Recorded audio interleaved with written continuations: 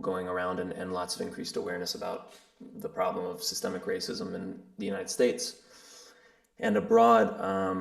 And while there obviously there's a lot of stuff being said and being voiced,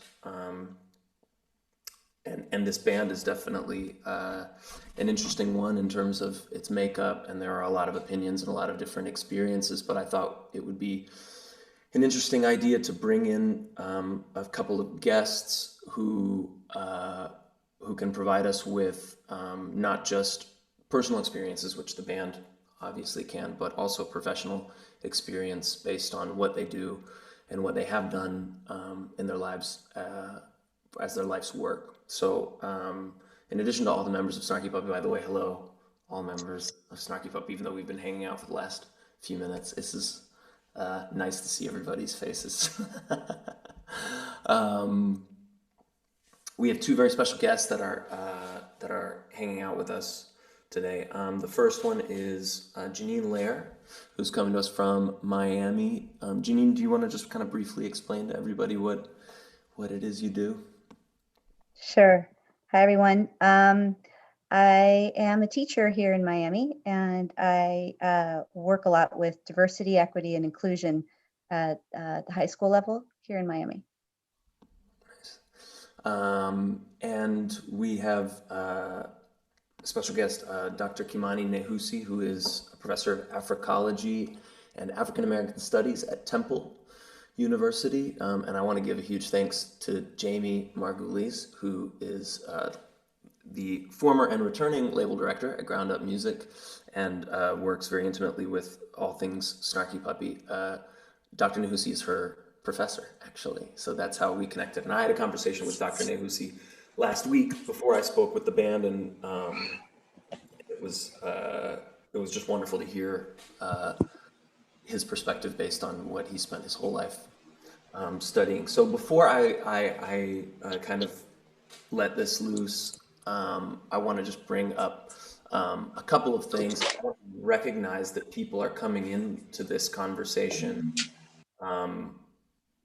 with different degrees of experience and different perspectives, different places on the political spectrum, different ideas about racism and race and society in the United States. And I want to say that I appreciate everybody who's joining, being here, because I don't know that there are any two people who are in the same place. And for a lot of people in this conversation, specifically the Black members of the band and Dr. Nehusi, I think it's this week probably hasn't been very revelatory in terms of what has happened or perspectives, but for a lot of white people, it has been a new thing in terms of the amount of engagement or the amount of awareness or the amount of effort or whatever, and that comes with its own gigantic bag to be unpacked. But I'd like to start with asking Dr. Nehusi basically what is happening right now and how did it get here, historically speaking? Like basically if an alien landed on Earth and said, what's going on in the United States right now, what would you tell them? Let me begin by recording my thanks for being given this opportunity to ground, touch base, and generally talk with members of this band in the hearing of all your followers. This is perhaps the most important, but certainly the most urgent conversation we need to have among ourselves as members of the United States society, but also as members of humanity, because as we know, the entire world has been taken up with the question of racism in the United States. What is happening, which is the first question, is that a large number of people in the United States have decided that police racism specifically and racism as a generality is not a good thing for this nation and that it must end. And people have marched onto the streets and done other things to voice their opposition to racism. I think it's significant that many white people, many young and old and middle-aged people, people of all descriptions, whether you're gay, you're straight, man, woman, whatsoever, people of all aspects of United States society have come out and openly said, this is not right. So in a way, we could say that the United States citizenry has been or become united in a way that it has never been united before, certainly in a long, long time. So we're looking at history unfolding in front of our eyes. There are obviously other aspects of the situation that we may talk about. I mean, the way in which some members of the ultra-right have tried to infiltrate these protests and divert them to their own interests, which I believe are counterproductive, negative actually, to the interests of the vast majority of United States people, and also to the idea of the United States. What is happening didn't come out of thin air. It has foundations deep in the history of the United States. But before I address that question, I think it's important to ask a question that wasn't very deliberately articulated, but is implicit in what we're discussing, and that's why now? How come has the United States society, and indeed people around the world, erupted, maybe I might even say suddenly erupted, in unison against something that has been present in the history of this country for its entire life? And although you may not be comfortable that we have defined the answer very clearly or fully, certainly fully, one or two of the new elements we must recognize would be social media.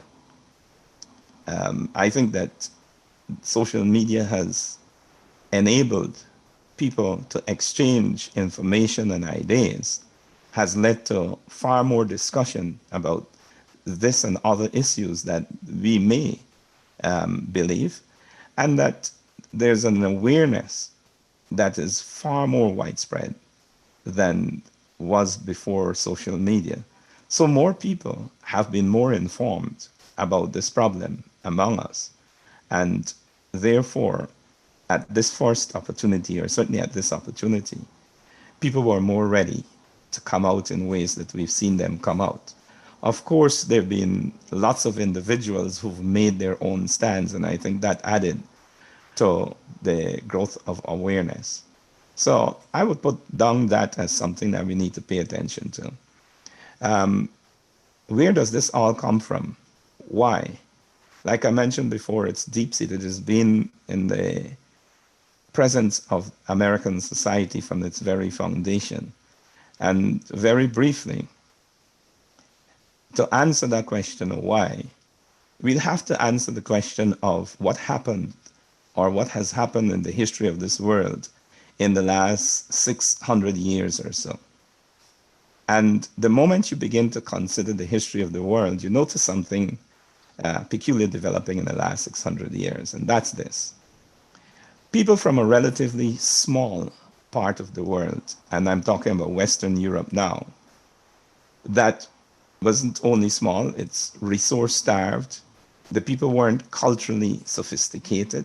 They hadn't very advanced technology except for military technology. These people have managed to impose themselves on most of the world. Britain, France, Germany to a less extent, Spain and Portugal began to rule almost the entire world, colonize the entire world. Now there's a lot to examine about the nature of colonization and all the arguments about it. But the fact is that Europeans have generally gone around the world and imposed themselves upon other people through military force, subjugated other people. Now, you cannot, it doesn't matter who you are, say that you have a God that is universal. I'm talking about Christianity now. And this God loves all his, and it's always a he in this version of God, loves all his children equally. But yet, you're going to impose on inequality upon people. Because let's face it, the only way one group of people could leave their homelands and go and rule other people in the way in which Europeans have done, they've got to invent pretexts, not real reasons for doing this. And Europeans went to different parts of the world to enrich themselves. Very few Europeans went really to spread the word of God, as they've always claimed, God, gold, and glory. You know. So how would you explain to yourself and to other people you always wanting to dominate them? Well, you've got to say long and short that you're superior to them and they're inferior to you. Now, this is the idea of white supremacy, you know, and it has, through various ways in every single institution of the United States and other countries in the world, articulated itself as white supremacy, and it has taken, you know, multiple ways.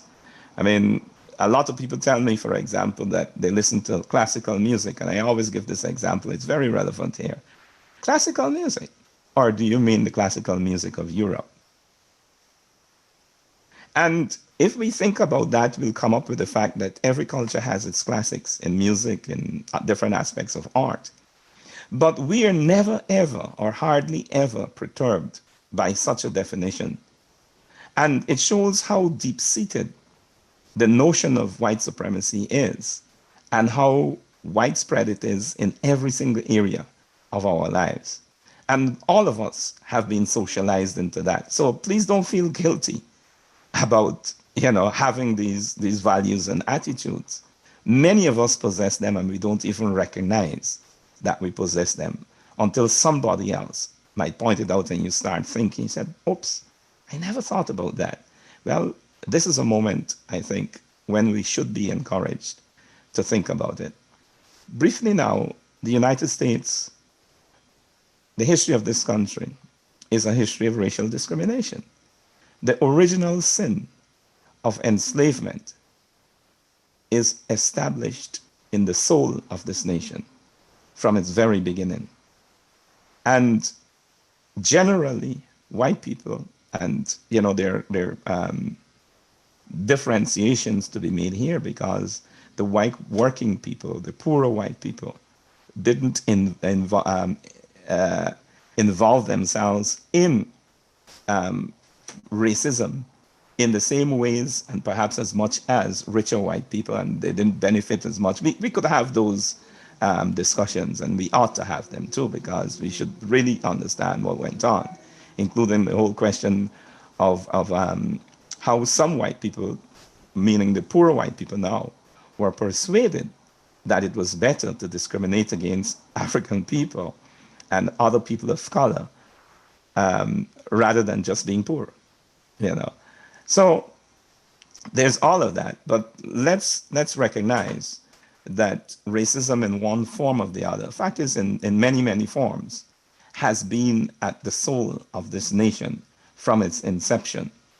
And because of that, and because of the hypocrisy that the leaders of this nation have been forced to accept and to articulate, you know, America keeps contradicting itself. How could you be a Christian nation and you're being racist to other people? How could the police be pledging to protect and serve the entire community and they're murdering people of African descent, especially African young men, because they're African and they're men?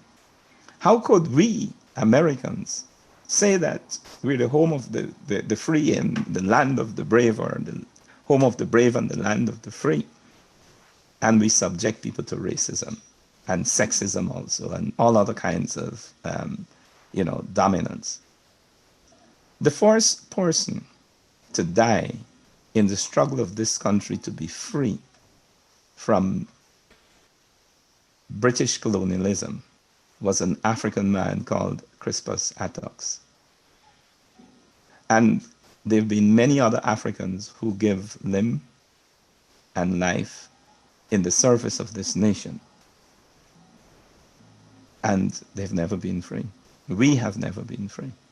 America has sent millions of its citizens, including African Americans, in segregated units to fight for freedom for white people. In Europe, to fight, it said, for freedom in Vietnam and Korea, in Iraq and Afghanistan.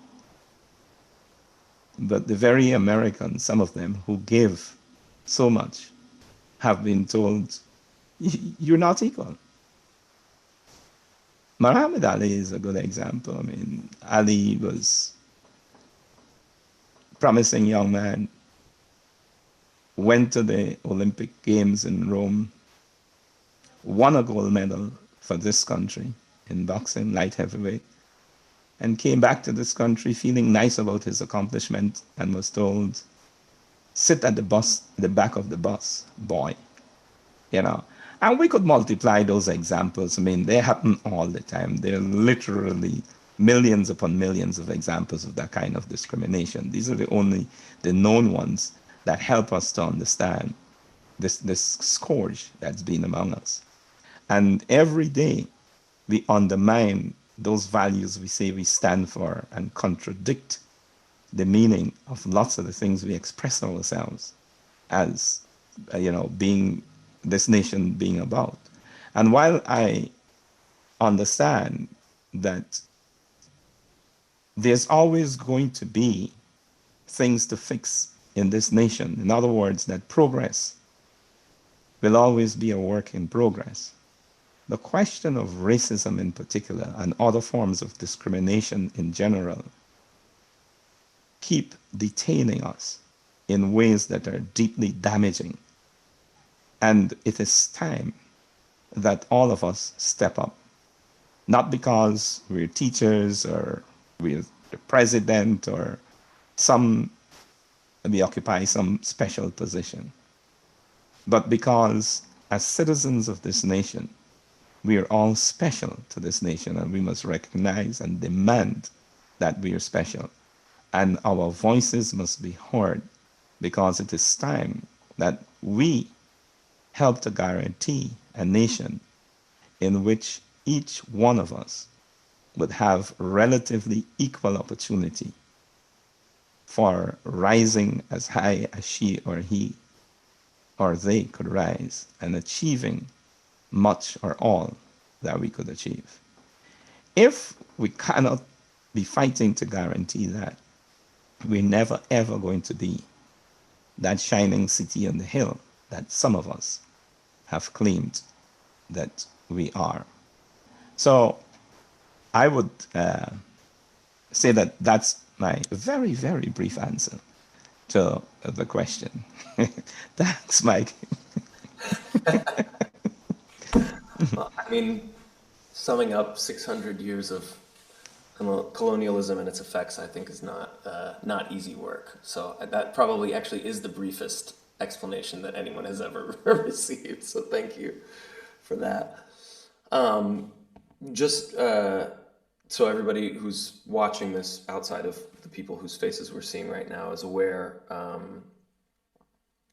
as I said, there's people entering this conversation with various perspectives and at various points along the kind of the spectrum of thinking about what is going on right now.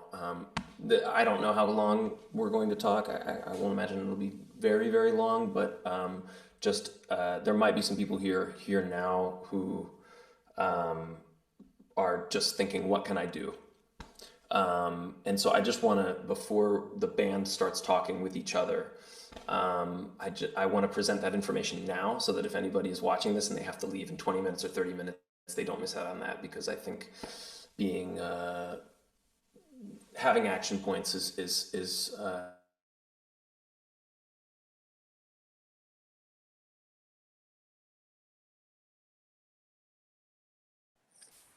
So Mike is going to come back. His internet froze for a second, but Jeannine and Kimani, I want to continue his question addressed to you guys. What action points do you think are really critical for us to be doing right now?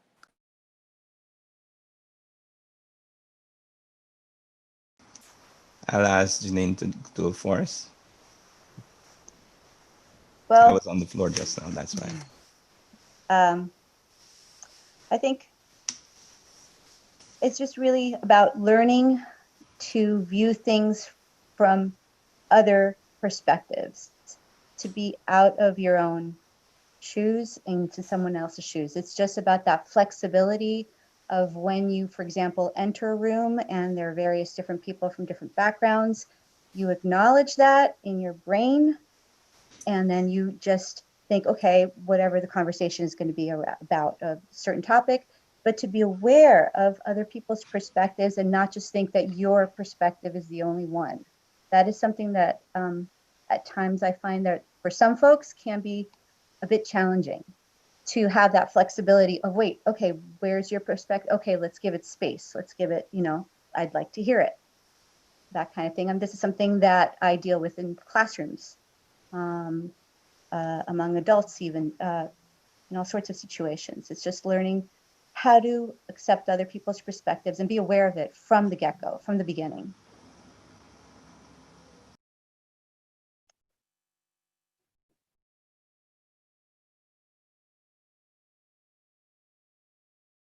Other people's perspectives. As Michael hops back on, Kimani, can I pass it back to you now to hop on that? Is it? I think you're still on mute. Sorry, I'm off mute now. I agree with what Jeannine said. I think it's extremely important. It's even fundamental that we become accustomed to listening and appreciating other people's points of view. This is different from agreeing with it. We must listen and consider what other people are saying because we do not live in their shoes. And therefore, their perspectives may not be perspectives, ways of being and seeing that we are intimate with or, that we understand anyhow. And the only way we could begin to understand is being open to hearing, thinking, and learning about other people's perspectives. That's fundamental. The other thing I would say here is this, that we claim to be a nation of immigrants, a nation that guarantees the equality of different people. And if we cannot act in ways that promote difference and equality, well, then we're being un-American, we could say that, and it's a debate we need to have. Here's something else. We must not fear difference. To be different does not, ipso facto, mean either to be superior or to be inferior. Difference very often means just that, difference. And if we pursue the question of difference, we're going to find that no two individuals are exactly alike, not even people we call identical twins. Therefore, difference is a fact of our existence, far more than we may at first recognize. So our challenge really is not so much the existence of difference, but how we approach difference. And I believe that if we're open to it, and we may even find that we could disagree with people and yet remain respectful, that will be a very huge step forward to a more inclusive society and democracy. That's beautiful. Jamie, did you post the link to the resources? Okay, great. Thank you for doing that. Sorry, everybody. My Wi-Fi is erratic at best here. So, cool. So I just kind of want to open this thing up a little bit. Basically what I asked the members of the band to come into this meeting with is just some questions for each other. We're a large band and we talk a lot, but we don't always get the opportunity to hear what everybody has to say, because we're a lot of people. And as we've been talking about in this session, you know, certain things that normally don't come up have started to come up, even though they should have come up much sooner. So I want to ask Bobby something, actually. When we were having this conversation last week, you mentioned an experience. You know, I think for a lot of us, especially the white people, like the racism conversation is a conversation that we had probably closer to 10 than closer to 1. And Bobby, you shared an experience. Like, what was it like for you? You grew up in Corsicana, right? Corsicana, Texas. Yeah, I'm from a little town called Corsicana, Texas. It's about 25,000 people. It's in between Dallas and Houston, about 50 miles south of Dallas. And for the most part, you know, it's a southern town, but it's not really.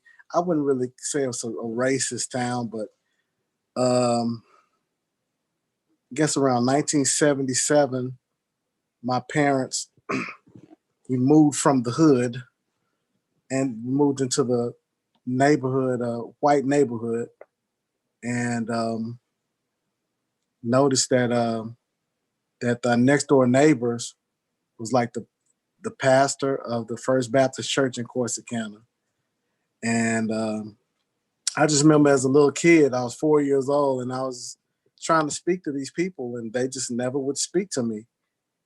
And ever, like every day, hi, my name is Bobby. What's your name? You know, I asked the kids, you know, will you play with me? And I could see that they would, you know, tell them like, don't talk to him, just come in the house. And so later, I guess about 4 months later, I guess they decided they didn't want to live next to black people. So they left and moved away. And so I got older. A few years later, I'm 6, 7, 8 years old. And so now there are more kids in the neighborhood. They would talk to me. But, you know, it seems like Mondays, Wednesdays, and Fridays, they would talk to me. They might be my friend, but maybe on Tuesdays, Thursdays, and Saturdays, I was a nigger. Or, you know, little stuff like that. Or they didn't want to play with me these days. Or, you know, and the days that we would play, we might, you know, on a day like a summer day like today, we might go over somebody's house and all the kids would be in the house getting water. And they say, well, hey, my mom, you stay out here. My mom said, you can't stay out. You can't come in the house. And they would hand me a paper cup, you know, just little stuff like that, you know. But, you know, I guess I was the only black kid in the neighborhood. So I felt privileged that, you know, sometimes they would play with me, you know, sometimes. Just little stuff, you know.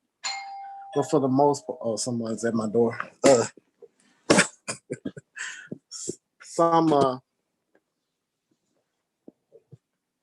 Yeah, but just little stuff like that. But fast forward more in life, we always became Front door. Hey man, what's up?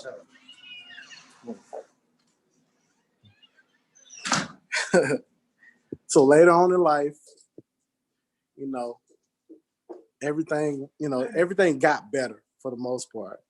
And we all ended up graduating, and there was never any racial problems. But in the beginning, it was kind of rough, you know, for me. And then that was my first introduction to what I felt uncomfortable being a black kid on the white side of town.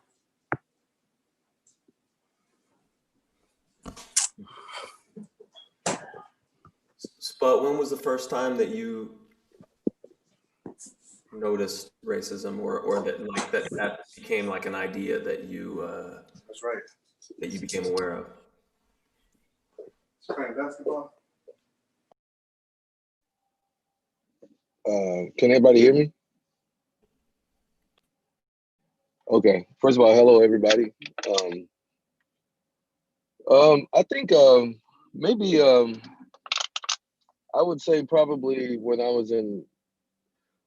So I like Bobby. I didn't live in the white part of the city. But I lived in the city, part of the city where I guess was considered like middle class, I guess, for Black people to live in. And my next door neighbor was this older. All of my next door neighbors were all old white people, like just old white people. Like my next door neighbor to the left we called her Grandma Cat because she was an old lady. She's probably like in close to her 80s or in her mid 80s, between 80 and 85, I guess. And she had a bunch of cats. So um so we'd go over her house. She would let us come in and play with the cats all the time. She had a piano there. She would let me come over and play piano. And this is when I was like maybe four or five. And okay, so she passed away, and then another family moved in there. But we was kind of used to this house, so this house was so familiar with us. So a full, like a whole a white family moved in, but it was a large family. It was like three or four kids, an auntie, like some grandparents that moved in with them. So it was like an extended family, living in here and living next door to us now. So we had kids that we could play with, and like Bobby experienced, I could tell like what happened. They built this little thing, the swing set in the back, and we were like, we were really interested in going and having fun and playing with these kids, and because we could play in the front yard, but we couldn't play in the backyard together. So I thought that was something that I noticed, even though I couldn't really articulate it at that time. It's something that I visibly noticed or recognized. We couldn't go past a certain part of their front yard, and the kids would always say it. They would be like, "Well, yeah, you can't come this far back. You can't come," And I don't know why me and my sisters never asked why, but we just couldn't do it. So we wanted to get back in the backyard and play on a swing set, and we couldn't. So I think maybe it took maybe a few years after that, because we moved out the neighborhood and we moved into a more predominantly Black neighborhood, um, and all the kids were Black, and so we could do whatever we wanted to do. Next door neighbors, we had tree houses and all that kind of stuff, and so I think that's when I really noticed the difference. I don't think I really noticed it. I just kind of accepted it, but I don't think I really noticed the difference until we moved into an all Black neighborhood, because all of a sudden there's no restrictions. We can go in the house, we can do all these things. And so elementary school, fast forward, we go to junior high, and elementary school was all Black kids. Junior high, now I'm trying to I thought I was gonna be a scientist. So I went to a school called Thomas Edison. I was winning all the science projects. I was winning them, but I was also playing drums, and all of the science projects was on instruments and stuff like that. So my mom was helping me do that. But so I thought I was a scientist. So I was going to school, and I was multicultural, and like every race, multicultural. But I noticed segregation immediately, like amongst the races. I noticed it immediately. All the white people was eating lunch, eating breakfast, doing everything together. All of the Hispanic kids was eating lunch, eating breakfast, and hanging together. All of the Asian kids was doing that. All the Black kids, and so anytime we try to cross, it would be in sports. So we would do like wall ball or something. Then we'll cross, mingle amongst the cultures. But it's the only time we would do it. After wall ball was over, everybody go back to their own specific places, and that's when I first noticed it. I started experiencing, I started liking girls, and I experienced white girls making me feel like I was an animal. I looked like an animal or something, So, and I think that's kind of where it started for me. And then I started, I went home and asked my mom and asked my dad,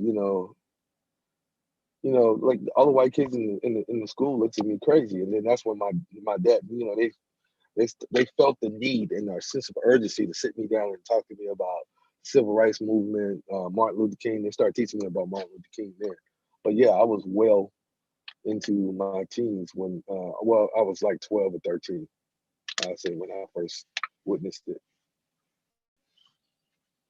Well, when I first noticed it, at least. So, Jameson, you were about to say something that looked like. Yeah, can you guys hear me? Man, it's funny listening to Bobby's story and then Sputs. I'm laughing about it and I'm smiling. The reason why I'm smiling is because, for so long as Black people, we talk about this stuff and we in a way we kind of laugh about it, because everybody has somewhat very similar experiences. And so it becomes kind of secondary to you, especially in your cultural environment. It's like a part of your bias, a part of your conversation. It becomes a part of your slang. It becomes a part of the way you communicate. Like, how that is. It's like those kind of conversations. And I'll be honest, my perspective is a little different because I grew up, in a middle class Black family. So I didn't really see racism until I started seeing it within like the art school system. And like my parents did a really good job of putting me where I could succeed at an early age. My grandfather, mom, my dad died young, but they just did a good job at trying to make sure I was like doing what I love. I was going education, like all the important things. College was not an option. It was like you had to go, to college. Long story short, I started to really see racism when I started to like have talent. And the talent I had was like at a really high level. And then I would be like one of the few Black kids inside of an arts situation where, I was essentially good. I was good at what I did. And then you can kind of see the care and a certain kind of the word there was a certain kind of pity that would be given to me at times, Um, and I remember these days when my dad died, my mom was single, and it was just me and my mom. My grandfather was like my father figure, and so like I felt like there was like a second or third eye on me from a lot of my directors at the school who were all white. you know, there was a certain look, the way the parents treated me, the way, and it's not something that it didn't start to catch up with me until I got out of school. And then when you hear the conversations, oh, we're so proud of you. And in my mind, I'm like, well, based on what I've been doing, I was going to be all right anyway. But, there was like this certain kind of mental perspective that they had looking at me. Now, granted, they would never say it, but it was almost like we hope for the best. You know what I mean? Like, and so the story for me is a little different from Bobby and Spud, but I too have, like I said, I grew up in Black neighborhoods, Black families. So you got cousins who had a different perspective. My brother grew up in the same house as me, but went to the inner city school to play football. So different perspective, parents were providing for him, but what he saw was completely different from what I saw. And I think just in general, this is what's going on inside of all of our communities.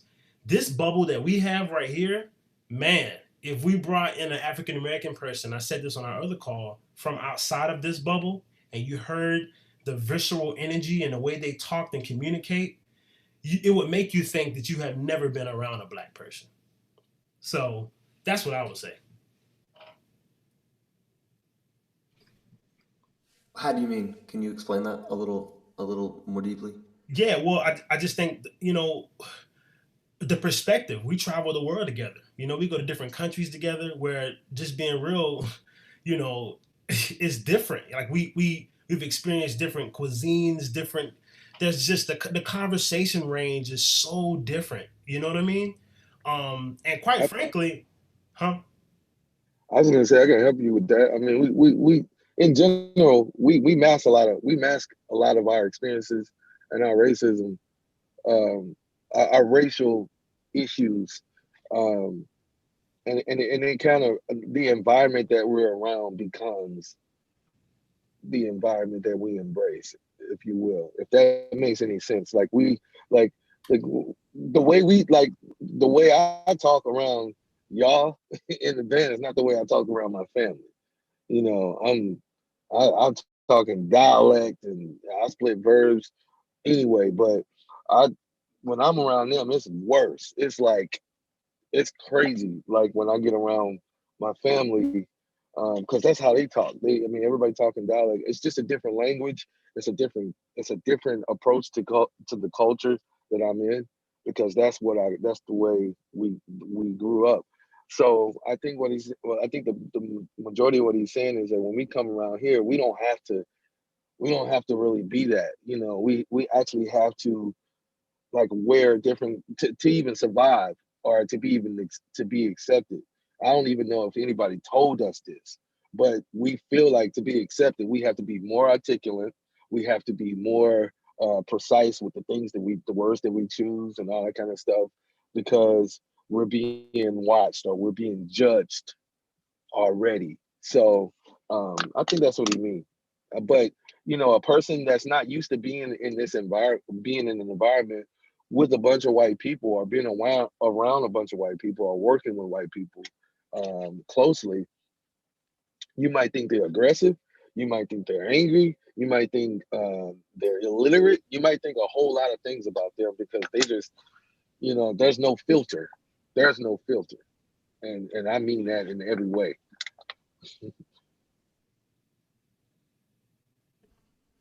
I feel like we should just open it up now, and anybody who wants to ask anything, I think it'd be a good time to start that up. So I'm gonna just throw it out to the floor if anybody wants to fire anything up.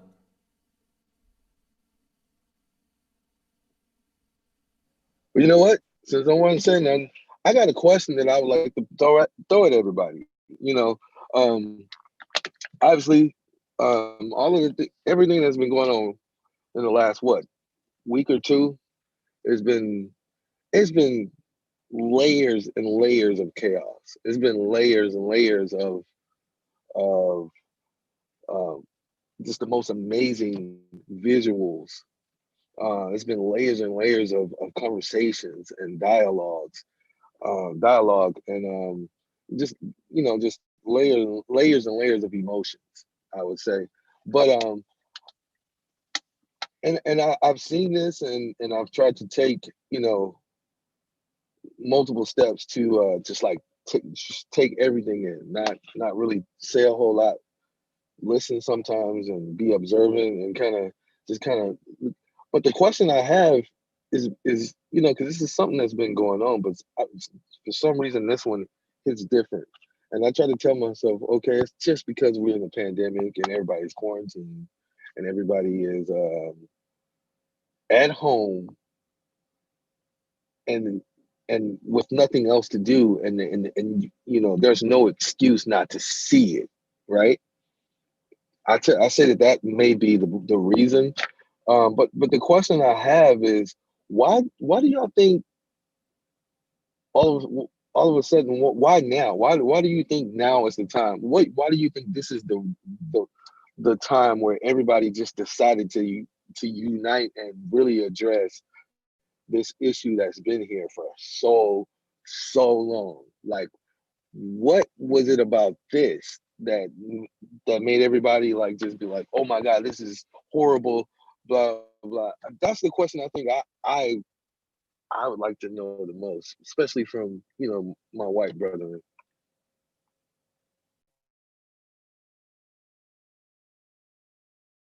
Can I jump in?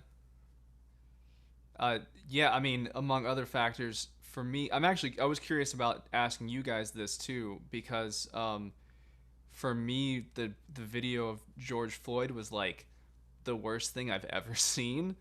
But I'm curious if for you guys, it's like, yeah, we knew this stuff happens. It's like you hear about stuff. It's really like if you were like surprised that all this happened because the video for you was like bad, but like not surprising. For me, it was like I don't know. I was shaking when I was watching it because it was basically watching like a snuff film. I couldn't even watch the whole thing. I like jumped around and caught bits and pieces. So I think among other reasons, which I do think the fact that everyone's home right now and can't like we don't have to go to our jobs if we can, a lot of people can avoid working if they if they're distracted by the internet. I know that I have been for the last 2 weeks, just looking at the internet instead of doing my work. So like I think that's part of it too. But I'm curious if I guess for the black members of the band, if this was like that video was super shocking to you, or if it was kind of just told you what you already knew. Um, if I may, can y'all hear me? Yeah, I'll say that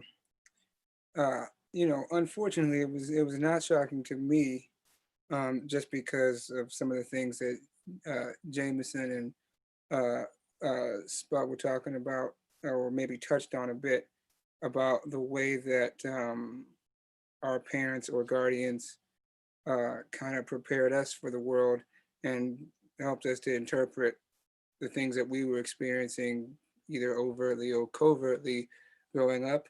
Uh, like, and actually, a lot of this, like, I'm hearing, it's funny hearing. It's not funny. It resonates hearing Sean and Jameson and Bobby talking about the kind of the process of realizing so much of it in hindsight, because when you're a kid, it's like, kids are so malleable and flexible as it is. So like whatever is this kind of thing, assimilation that happens, like where uh whatever you're told is your norm and you're surrounded by it, that's just your norm.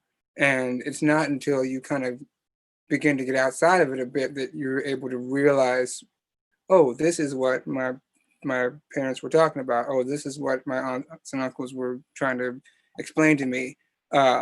And watching the video was I mean, besides like the countless other videos that have come up, since Cameras and Rodney King that we've seen, unfortunately, it just it fit that preparation of the things that I have been told, and I'm sure a lot of us other Black band members on the call have been prepared for by our guardians, that just wanted to make us aware of, like, what what the difference in the rules of society are for us.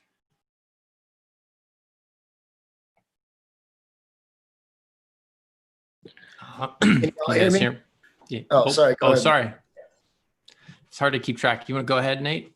Sure. I just got something to add to what Lewis is talking about that has sort of, I've been, I guess also to answer Sput's question, with us being musicians and all the work sort of falling down the tubes because of the pandemic, yes, I do think, Sput, that one of the reasons why why now we're seeing more non-Black people, more white people and other people of color to speak up and to say, this is not right, and I am anti-racist. Like, and I think that, all of us are more engaged and we're seeing more things. And I guess, like, as a white person in the past, with like touring life and, co-leading a band with Sput and just like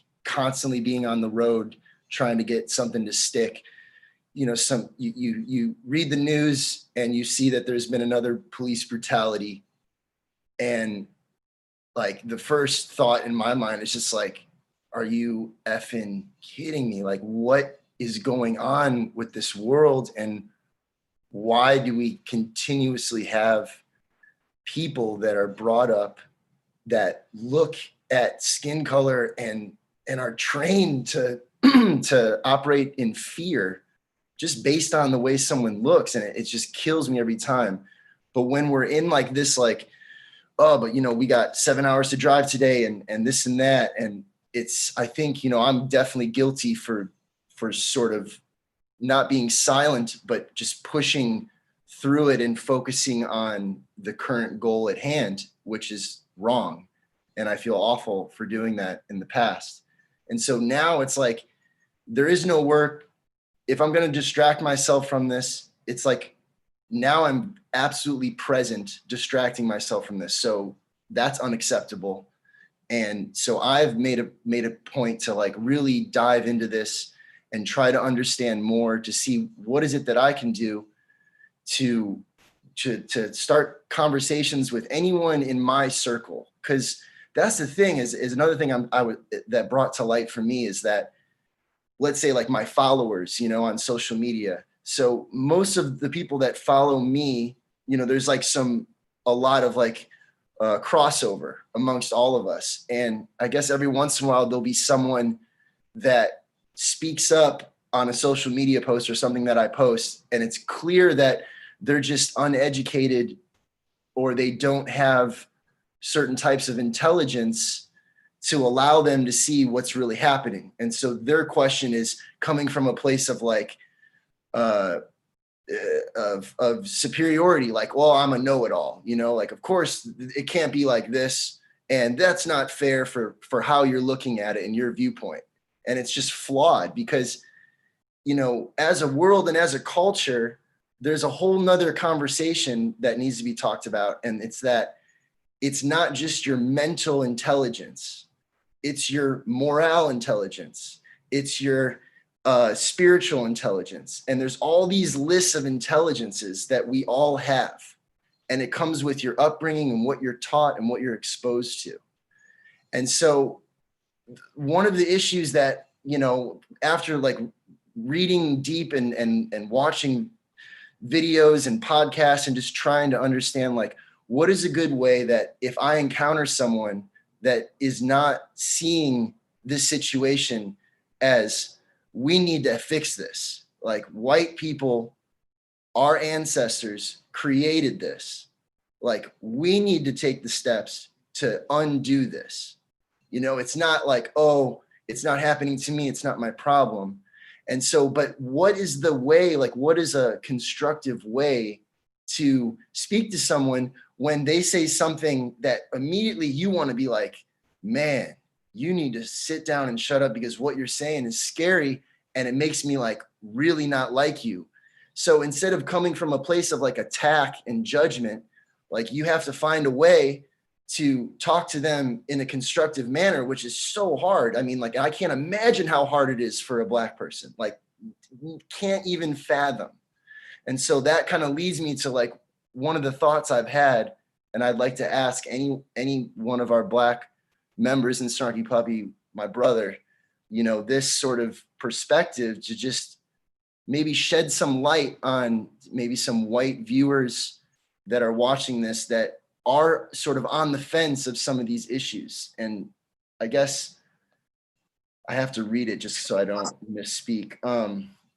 So I stumbled upon some posts, you know, that was kind of floating around and trending on social media.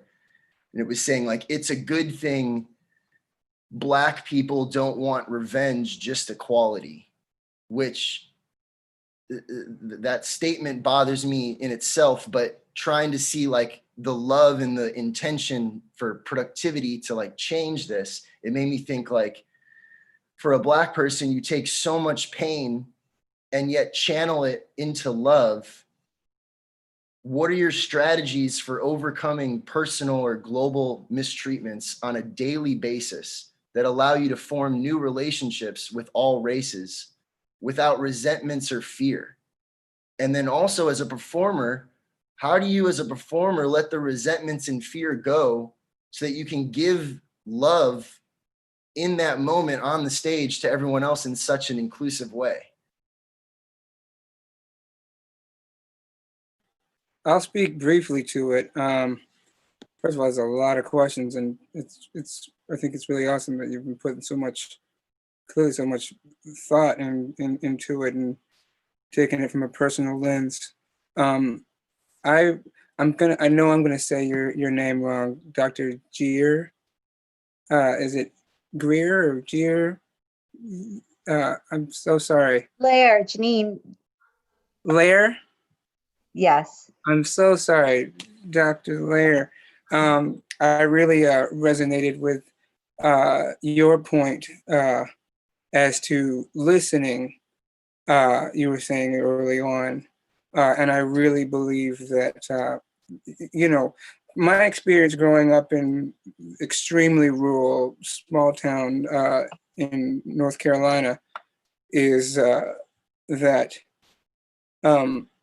oftentimes, I mean, if you're talking about, you know, I mean, at this at this stage in the game, we've made progress, right, from generation to generation, in small degrees. We don't experience it at the same intensity or frequency, maybe. I would say frequency is more accurate than like our parents did, and those stories passed down. But it really only, I mean, ignorance can kind of only go so deep. And so I would just encourage you to, and which is what I do. And I really, I love that Gandhi quote that is, that everybody knows, to be the change you wish to see in the world. And I try to lead with, before, like, again, to her statement earlier of just, like you gave the example of walking into a room, like, with like people of different cultural backgrounds, and to see that and acknowledge that, but like being like that change that we want to see, which is like, just take one more thought, listen, ask one more question before coming to a judgment. I think that also applies in the question you're talking about, Nate, in terms of dealing with people that are particularly steeped in what I'll call ignorance, is just to listen.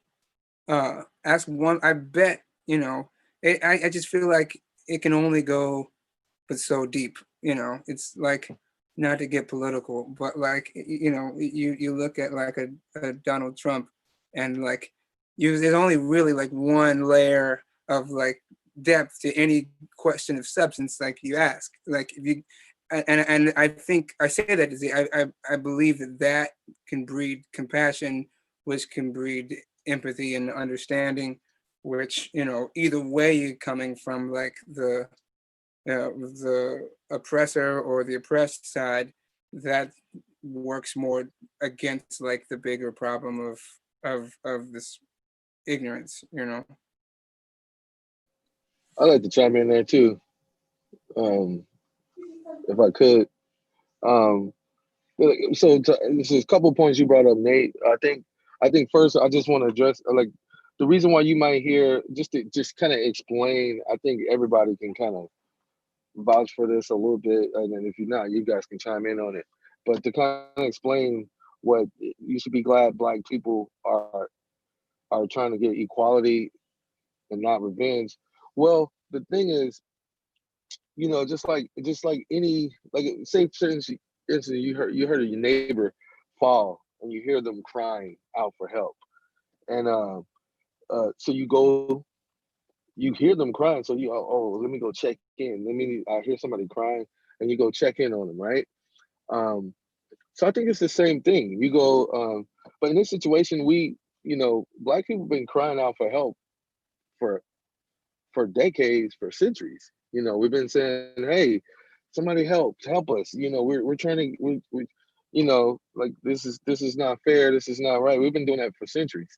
So, and there's an interesting thing right here, because the laws of the land protects the people. There are people that are dying in our culture at the hands of white people, and the law protects them. It allows them to do it. There's laws like stand your ground law, or self-defense. If you assume you were threatened, your life was threatened, you can use those things. And so this term just means, if these laws are here to protect everybody, right? So if they are, I mean, like, if we really wanted to even the playing field or level the play, if we wanted to do that, then we would just go and do the same thing, but motivated from a revenge standpoint, not from a hate standpoint initially, but from a revenge standpoint, which has elements of hate in it, obviously. But I think that's what they're saying, because what people are doing is crying out. They do a peaceful protest. They get shot with rubber bullets, tear gas, all these things. Peaceful protests. This has been going on since the 60s, right? Peaceful protests. They get shot with bullets. Okay, that's all of that to us looks like this dismissiveness. You know what I'm saying? All of that just looks like you're just dismissing. We're complaining. We're annoying. You know. So then what else do? They go we loot. They go loot and they go rioting, which means tear up some shit. In other words, you tear some shit up, make some noise. You're just doing it. These are just kids in the daycare trying to get attention. That's all it is. That's what happens when you don't pay attention or you don't acknowledge or when you ignore a situation. And I think that's where that's coming from. But then when you get when you start looting and rioting, that becomes the narrative. So it's like we've tried everything, and you're trying to get the point across, but no one is listening. So I mean, and I'm not saying that this is for 100%, the situation, but this is the mindset. So when they say these things, that's what they mean. Like out of all of this, we're not hearing. We always, at the end of the day, after all of that, we just want equality. We just want justice. We want these things because we're not taking matters in our own hand and going and giving an eye for an eye and tooth for tooth as a culture. And I mean, really, it kind of makes sense to do that, but it's kind of weird. I mean, to me, I'm proud of the culture for going this far without doing that, because I mean, I do think it's in us to do it, and I think it's a matter of time before. I mean, like, I think it's just a matter of time before that becomes the thing. But because of this hitting hard, I think that's the reason why. The second part, that's why you get that statement. The second part of what you asked is how do we perform and how do we do all of these things? I mean, that's just it. We put it all in the music. We put it all in the music. When you put it in the music, you become a whole different person. You get to get healed by the music. You kind of get to live in the music. And some of the things that y'all probably thought was amazing and epic was aggression. Just to be honest and 100%, 1000% real. It's like it was probably aggression, and in most cases, it was probably aggression toward the white people that was closest to us. You know, so I mean, like that's just kind of music has its way of being an expression, and I think a lot of times we take that expression. But once again, love covers a multitude of everything, of a lot of things. So when you spend time with people, you start to fall in love with them. You start to fall into relationships and brotherhood that's unscripted and that's unplanned, if you will. And once that happens, then you bond and you connect, and there's nothing can change that. Nothing can come between that. And it's the same for every culture, every race. But when you cross pollinate like that, in terms of work and career choices that we all make, when we do that, that's the reason why you end up in this bubble that Jameson was talking about. But trust and believe that, those aggressions do come out in the music. Sorry, Bobby. Awesome. Thanks, bud. Yes. I like to chime in on that same thing real quick too. And I like I like a lot of what Spud said. Y'all hear me okay? I like a lot of what Spud said, but there's also the point, and I don't know this for every African American household, but to be funny, not to be funny, we didn't sit around and talk about white folks. So the level of compassion that we have is because we were rooted in our household. So like a lot of things that happen with racism come out of the household. But as Black families, we didn't sit around and talk about, what was going on over here, what was going on over there, because we were too busy trying to make it. Because if I start out 75% lower than what you already have, then I have a whole other 25% trying to hustle. So a lot of that compassion is because it's not that element of hate or that element of racism. It wasn't ingrained in us. My mom said something one time, and she was talking to one of her friends, and she was like, and she made a point. She made a point to the same thing. She was like, we didn't sit around dinner table and talk about Black folks and how lazy they were and how sorry they were and how they didn't do stuff. And her white counterpart said, we did. You know what I'm saying? So it's just like, you did? Why? Like I was telling somebody the other day, like, shit, I didn't even know my mom and my dad were working so much. I didn't know we were poor. I don't know, because we always had everything that we need because the focus was to make it. And then at the end of the day, when you start feeling those feelings of those discriminatory feelings or those racist feelings, well, of course, yeah, you do end up channeling it, through the music. But that's an outlet that we're lucky to have. Everybody doesn't have that outlet, But you do start channeling aggression, but you can channel aggression through a lot of things, through music, aggression with your girlfriend, or your boyfriend, aggression with your whatever. So Oh yeah. We got you. You know what I'm saying? So it's one of those things where when you look back at the root of it all, that root started at home, and I think a lot of the aggression that African Americans have is not really just about equality, and it's not necessarily just equity, but it's more so rooted in just justice. I want the playing field to be level, and I don't want any barriers in front of me. Because a lot of times, and a lot of races, they have barriers in front of them. Case in point, I have a friend of mine. Of course, everybody wants to buy black now. Everybody wants to go to all the black restaurants and buy black and all that kind of stuff. Well, here's the problem: a lot of these black restaurants, they're running out of food because they're running out of money. Not because of the pandemic. They're running out of money because they didn't get the same amount of a loan to start their restaurant as their white counterparts did. And so now their operating budgets are smaller. So now they're running out of food at the close of a pandemic, and they're not able to do. And so then what you have? Another failed black business. Why do you have another? Because it was unjust. Why was it unjust? Because the equity was not there. Why was the equity not there? Because we didn't practice equal fairness. You see what I'm saying? So I mean, I think that, like I say, I agree with a lot of what Spud is saying, but at the same token, I do think that those charities start, and I call them charities, but what I mean by charities is those behaviors, those patterns, those ways of thinking, they all start in that. Because trust me, you didn't wake up one day and say, "Oh, black folks are lazy." That never crossed your mind. Somebody planted that in your mind. Somebody said that to you. Black folks lazy. Black folks, they don't want to work. They're black. They're gonna be late. They're gonna do it. But that's because you done spent half your life trying to make shit happen that wasn't happening for you because you didn't get what? Justice. And so now you got to spend your time raising your voice. You got to spend your time raising your voice in the streets to get what? Justice. You got to go out and tear up shit to get what? Justice. Because that barrier is still right there.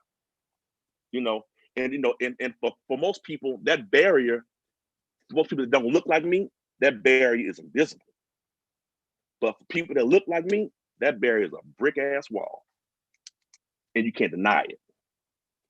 So I just wanted, like I said, I agree with Spud and Nate. I think that was a great question, but I just kind of want to throw that in there, because I think it's important to talk about, or to kind of sit right there, the fact of what goes on in the houses that we're raised in shapes our lives.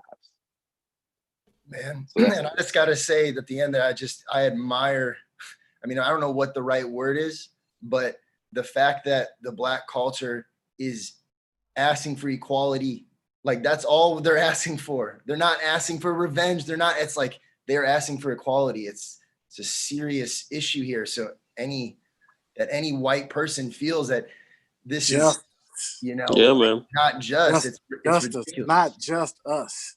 Justice. Yeah. Evidence. Can I ask a question to the white folks in the band? If that's cool. Sean, you brought up a really, really, really, really amazing point about what starts in the home. And I know all of us were raised certain ways. I know some of us have kids that we're raising. Sorry. But I know in a lot of respects it's a generational thing, right? People from a certain generation have raised their kids to think a certain way, to be discriminatory, right? To have that prejudice like you were talking about, right? For people of our generation, people in their 20s, 30s, 40s, who have thankfully, maybe like in this band, were raised right. How do we reach people of our same peer group to make sure that they're raising their kids right?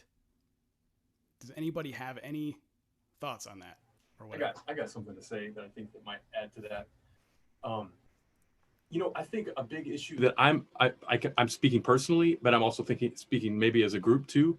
But like this is like peeling the scab of vulnerability and like accountability for being anti-racist, and like being able to talk about shit when it's hard, and being able to like confront that, and like that's something like personally I've like it's like maybe it was like a bubble that was always there that I never saw, and then one day it for some reason it took some like part of my language, some fucked up things to happen, and really pay attention, and that voice was heard.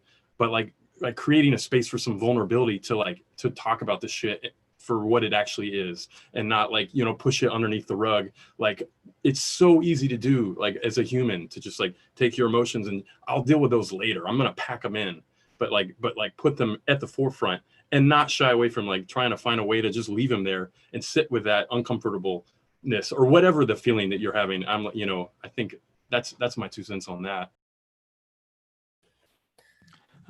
Can I add something? Can you hear me? Okay.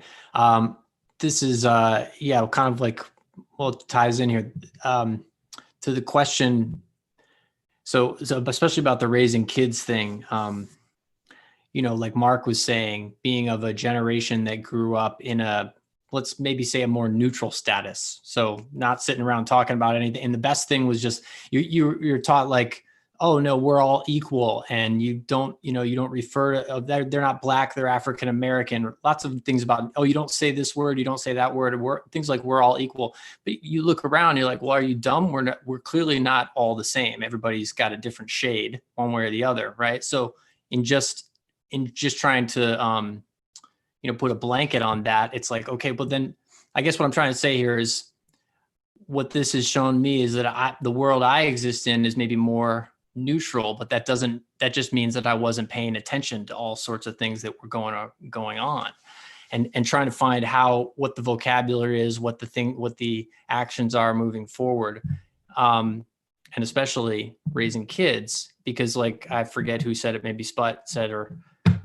Lewis, I forgot about, a kid's not, maybe Sean was saying, a kid is not born thinking much of anything, you're going to shape them with how you raise them. And this is sort of just adding to the question, but I wanted to share something I thought really relevant to the timing, because a few people have raised the issue, why now?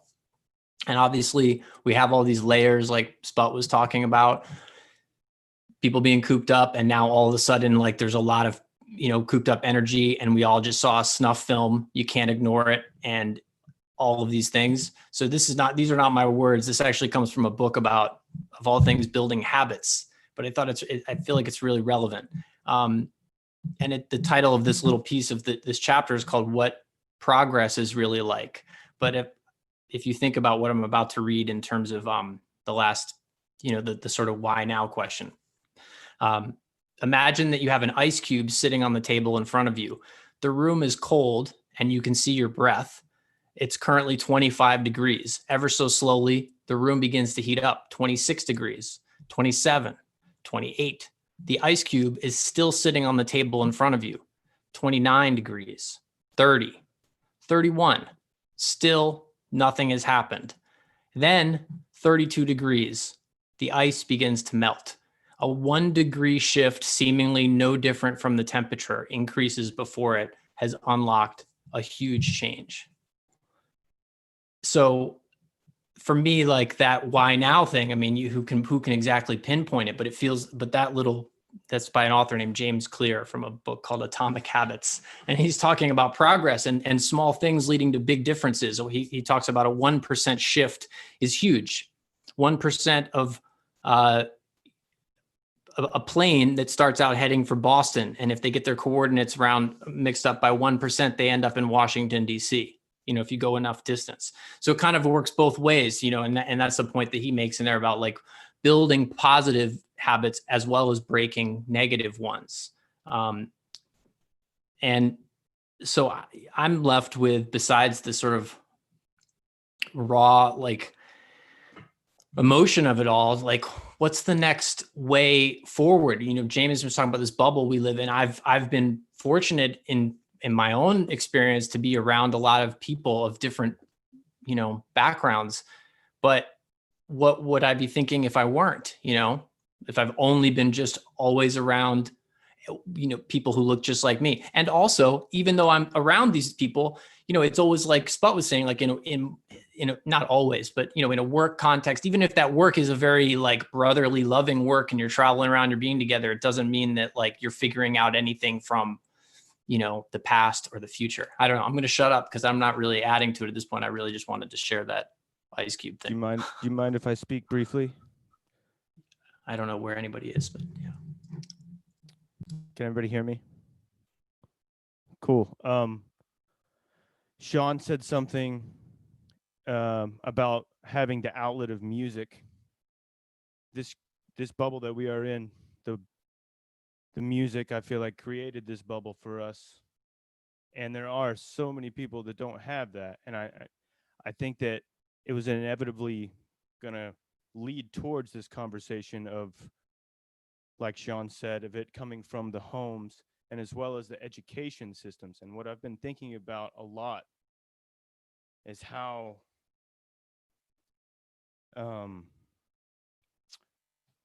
not diverse my educational background was. And same. And it really, it had me, I mean, the whole ride has been a lot of self-reflection. And I think that I want to start concentrating more on the education system and having more outlets for people to express themselves that we were so fortunate to have. And I've never felt more passionate about something than right now in my life about that. I've been teaching on and off for a long time, but with a heavy heart, it's like it's a way to give back. And then that spins my brain to this question of, like, every time I've like volunteered my time to like give back to a community, maybe a school that's predominantly Black or not white, it's considered like I get praised for it. I mean, I get money for it, but it's like looked upon in like a certain light, right? And it's like made me think about all the times that we've been on the road with you guys and all the feelings that you were feeling and I wasn't feeling in situations. We were in the same room teaching the same group of kids.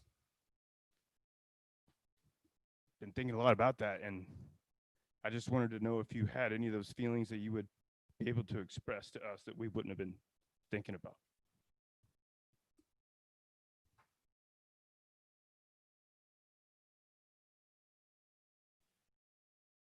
Well, I'm not sure how, if no one else is hopping on, I'm not sure how specifically I can get into it. A couple of master classes come to mind, but when I am connecting with younger people in those kind of environments that come out of this music bubble, I very much think about my own education and again, having grown up in the rural South, where there was kind of the chapter about Black history was like a page at the end of like the social studies chapter, and everything ends happily ever after, and then like I get the real story at home. And so I just because we haven't racial things haven't come up in any of the teaching that I've done, or at least not that comes to mind. But I mean, as a rule, I try to take it through the lens. I feel like what we have to a lot of everyone has said is like a lot of what we have to offer is the perspective of having traveled, and a lot of the goal of I've done a lot of thinking about the specific types of racism that I grew up with in where I grew up, which was much more overt. But again, like it's just a certain it usually goes but about one layer deep. And I just I tried to always imagine like a combination of like or something that's more reflective of what the actual history was and what the actual environment is, bringing that into the educational environment. And some of the reading that I've done on like how our educational system was kind of set up, even like post-World War II, that, you know, it's disheartening that like a lot of those things are pretty purposeful. And I think that's a really tangible element of change that would go a long way, or has the potential to really, you know, shape, you know, a better, more a society more reflective of the ideals we claim to adhere to. Yeah, Jay, I want to jump in on that, and the reason why my wife's a teacher, and my daughter, you know, it's funny because growing up, your parents, especially Black parents, I'm sure I can talk for my generation. You know, you did your best. Parents did their best to try to make sure their kids had a great education. You know, like my mom was trying to make sure we got into the best schools, even though like to the point to where she would even use the way I got into an arts program is because she used a fake address to get me into it because I couldn't audition. I'm sure, and I'm sure there's a lot of African American kids who got the same story because getting into a good school and getting a great education and getting out of some of the environments that we were all raised in, especially, and everybody's different, but you know, education, keeping the kid busy, keeping you, you know, passionate about what you love. Jay, when you talk about this, my brother went to Hendricks Elementary School, which was a really, really, really amazing elementary school for like really smart kids. Everybody knew it to be a great school. And I never forget it because my mom was trying to raise him, you know, and put him in these great programs, but it was not working with my brother. And it wasn't because he wasn't wired as a kid. It was almost like he wasn't wired a certain way. And let's be real, the education system has its biases. And my wife being an African American teacher inside an African American school, predominantly African American, and my daughter doesn't go to her school. She goes across town to Morris Jeff Community School. And we've had conversations with her teachers because we felt like they've been some very interesting like moments of, I'll just say, interactions that have taken place where the teacher did not understand our daughter and the way we raised her, you know? And so I definitely get really passionate when we go to any kind of master class. When I was touring with Baptiste, we went through this thing where we went all the way through the South. Tampa, I get passionate when we go through the South anyway. I'm a Florida boy. I get really happy. You know, the food is just soulful, you know, but that's just my heart. My whole thing is you are 100% correct because when I go into those inner city schools, my heart, I'm not gonna lie, I see it because I see the talent and you see the passion of these kids. And if they don't have someone to help them kind of get out of the box they're in, you know, to be real, man, they don't have as many chances as some of my white counterparts do. They don't. They don't have any, and it's systematic. That's the whole thing we're talking about is rooted like deep. That's why the dialogue is sometimes the best thing we can do because, you know, like my daughter now, I want to put my daughter in an inner city school with great teachers. Like I want to put her in a school where she can be around her kind and not saying that she has to be completely secluded to Black people, but now I know with my wife being a teacher of the year African American educator who is like really deep in education, you see what happens when our students don't get the kind of care and like the kind of like just attention that they need. You know what I mean? Like it goes all the way down. It goes all the way down to the vernacular. Like, Jazz, why don't you take a seat at the table? Versus that Black teacher's gonna say, hey, Jazz, you know, and it's not a negative thing, but there's a certain kind of like, there's a certain kind of, my daughter needs it. Like you talk to my daughter longer than 10 minutes. Listen, you will learn to stand firm on what you say. And all of these things though, and just to kind of flip it and take it a little bit deeper, what really takes this to another level is the fact that systematically we are achieving, as Black people, we've been trying to achieve success for so long. And guess who has had success in our eyes? White people. So the success of moving out of your neighborhood, out of the Black neighborhood, getting into a better neighborhood, you know, like that whole conversation is a heavy burden, man, that happens systematically with our culture. And so here I am now on the other side of it, right? Where I'm like, no, I just don't want to put my kid in the best school. No, I want to put her in a situation where someone's going to give her care and understanding, not block her off in her perspective. I know by no means am I saying that. But you're right, Jay. My heart gets big. When we see those kids, we go, Snarky Puppy, we go to any kind of school situation, and you see some kind of, man, that, my heart gets huge because I've seen it. I was that kid, you know? Thank God my parents put me in great situations to exercise my creativity, but there's a lot of kids who their parents are not even thinking like that, you know? So hopefully that kind of, I feel your heart on that, and you just have a great point. Yeah. I just want to jump in very briefly about that, the education thing, because with the pandemic and whatnot, being home and having 2 kids homeschooled now, everything is online. It's been horrible in some ways because it's like we were on a good path of keeping our kids off screens as long as possible. And now everybody's on screens, Zoom call for each kid each morning.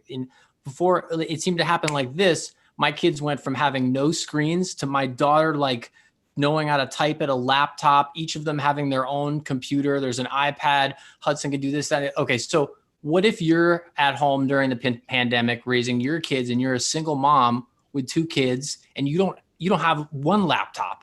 Maybe the only internet connection you have is just you got your phone. Okay. And you've got one phone, you got 2 kids to raise and they've got to go to the same Zoom meetings, whether it's the same, you see what I'm getting at? Like from that standpoint, if this is where you begin the game, of course it's not equal, you know? And like, just if you don't have access to that technology or like, yeah, anyway, it's just something that's been very much in my mind. Oh, sorry. Absolutely. Yeah. Just to piggyback off of Bob, I can tell you a real example, and not to make this about education, but it just shows a good example of the systematic injustices that we are facing that we just don't talk about all the time. The computer thing, my daughter's school, bro, they had Zoom calls every single Spanish IB. She goes to IB school. Every single lesson had videos every day. They had it was crazy. It was like, and I was teaching math I mean, bro, I was a math teacher, bro. You know, like, whew, man, pray for my daughter. But just to take it to my wife's school, they had to drive Wi-Fi connections to parents who did not have Wi-Fi. See, like, we don't even, like that, they had to go to each school to take the Wi-Fi connection, and they would books, and I'm not trying to, make this, but just to show some of the conversation we're talking about is just really under the, it's like the belly of the beast. Can I jump in? So like relating to like from the perspective of growing up in like a good white family or whatever, because Lewis, you said something about it being purposeful. Jameson, you're talking about it being systematic. For me, the big realization I've had the last couple of years is like that it's not like, I think growing up in like a family that we're kind of neutral or whatever, I was by default liberal. I'm like kind of programmed to like try to think everything's going to be equal, but there's this other kind of racism that's like, because it's happening on purpose, and maybe we don't know about it, but like, and the thing that comes to mind is when I learned about this redlining thing, didn't even know about it until like last couple years. And I'm sure most black people are like, yeah, I mean, of course we're discriminated against, but it's not. I think when I was a kid and even, as a young adult, I kind of always thought it was like this squishy thing where I was like, it's either accidental or like, a lot of it's been fixed. It kind of makes me mad now because like this stuff happened on purpose. It happened over and over again on purpose, and we don't know about it. So like, I guess like that's kind of where my head is at. It's like, it's not really enough. And maybe that's why people are speaking up more now, is that it's not really enough to just be like, yeah, I'm not racist, but like the world is not neutral, and there are actors that did things on purpose to make things not neutral. over and over again up until right now. Like it's still happening. So like I don't know where to go with that, but I think maybe education, like educating ourselves about this stuff is really big. Like doing, like we all know that there's books out there we could be reading. So I'm, you know, I've been trying to listen to podcasts and read articles and stuff, but and I'm a little bit curious if no one has like an instant thing they want to join on that. I'm a little bit curious to ask Dr. Nehusi if you know, like, if you have any way of putting that into context about like the redlining thing and like housing discrimination and stuff like that. Like, is there a reason why that isn't taught in school? It's not. There's no Supreme Court case. There's no like class action lawsuit about this stuff. It just happens. Is it because it's so widespread? Thanks for that question, Chris. I'm going to relate it to what's the basic experience of people in America. Most of us are ignorant of our history. Because of one or two issues, we tend to know that there was a big court case in which education was desegregated legally, and then there was a struggle for that. But that's just a tip in the bucket of what happened. And redlining is one of those things that was absolutely clearly intentional. You know, when the GI Bill was passed, it was not passed for African Americans who had given life and limb equal with white people abroad. And that was a way of saying, you stay in the gutters, we're moving on. And it was conscious, it was carried out for many, many generations. So the answer to that is yes, far more than that happened. And I think a good way of trying to understand what happened is to understand that in order for the system of racism to succeed, all Americans, African Americans, as well as white Americans, had to be brainwashed into the belief that everything is okay, that what we're told is the truth. So I would want us to step back for one moment and try to understand what happened on the plantation with enslaved Africans. And a good reference here would be Roots, the series Roots. Now, Africans were captured in Africa as Africans from societies that were far in advance, generally, of Europe. Just stop for a while to understand that ancient Egypt was an African society. It might shock some people. But when we turn on our televisions and we see Arabs and Europeans playing Nefertiti and Pharaoh, that's a big fat lie. It's racism. Just check for a moment and realize that the Arab population in Egypt and the rest of North Africa moved en masse into North Africa in the 7th century AD. Egyptian civilization had been going for thousands of years before that. And while I don't want to go into the details, you could ask me for text and that kind of thing later. Let me just say that ancient Egypt was the first civilization in this world. It still has a very persuasive influence on many things we do. But because of these lies that had to try to make white civilization superior, we don't understand several things. I mean, look at the columns in what we call colonial architecture. The first place you see them, those were invented by Africans in ancient Egypt. How about Washington, D.C., the Lincoln Memorial, the reflection pool, and that kind of thing? That's an arrangement you first saw in ancient Egypt. And as we're talking about it, maybe you should go on a tour called Egypt on the Potomac by Anthony Browder. And he's going to tell you for half a day and show you how many aspects of Washington, D.C. were planned and built by African people. And this is not only the White House. Could you repeat that book and author, please? The author is Anthony Browder, and it's a tour he has called Egypt on the Potomac. I think he wrote a book of that title. But I would think that a good thing would be for the band to consider going on that tour with him whenever he starts it back.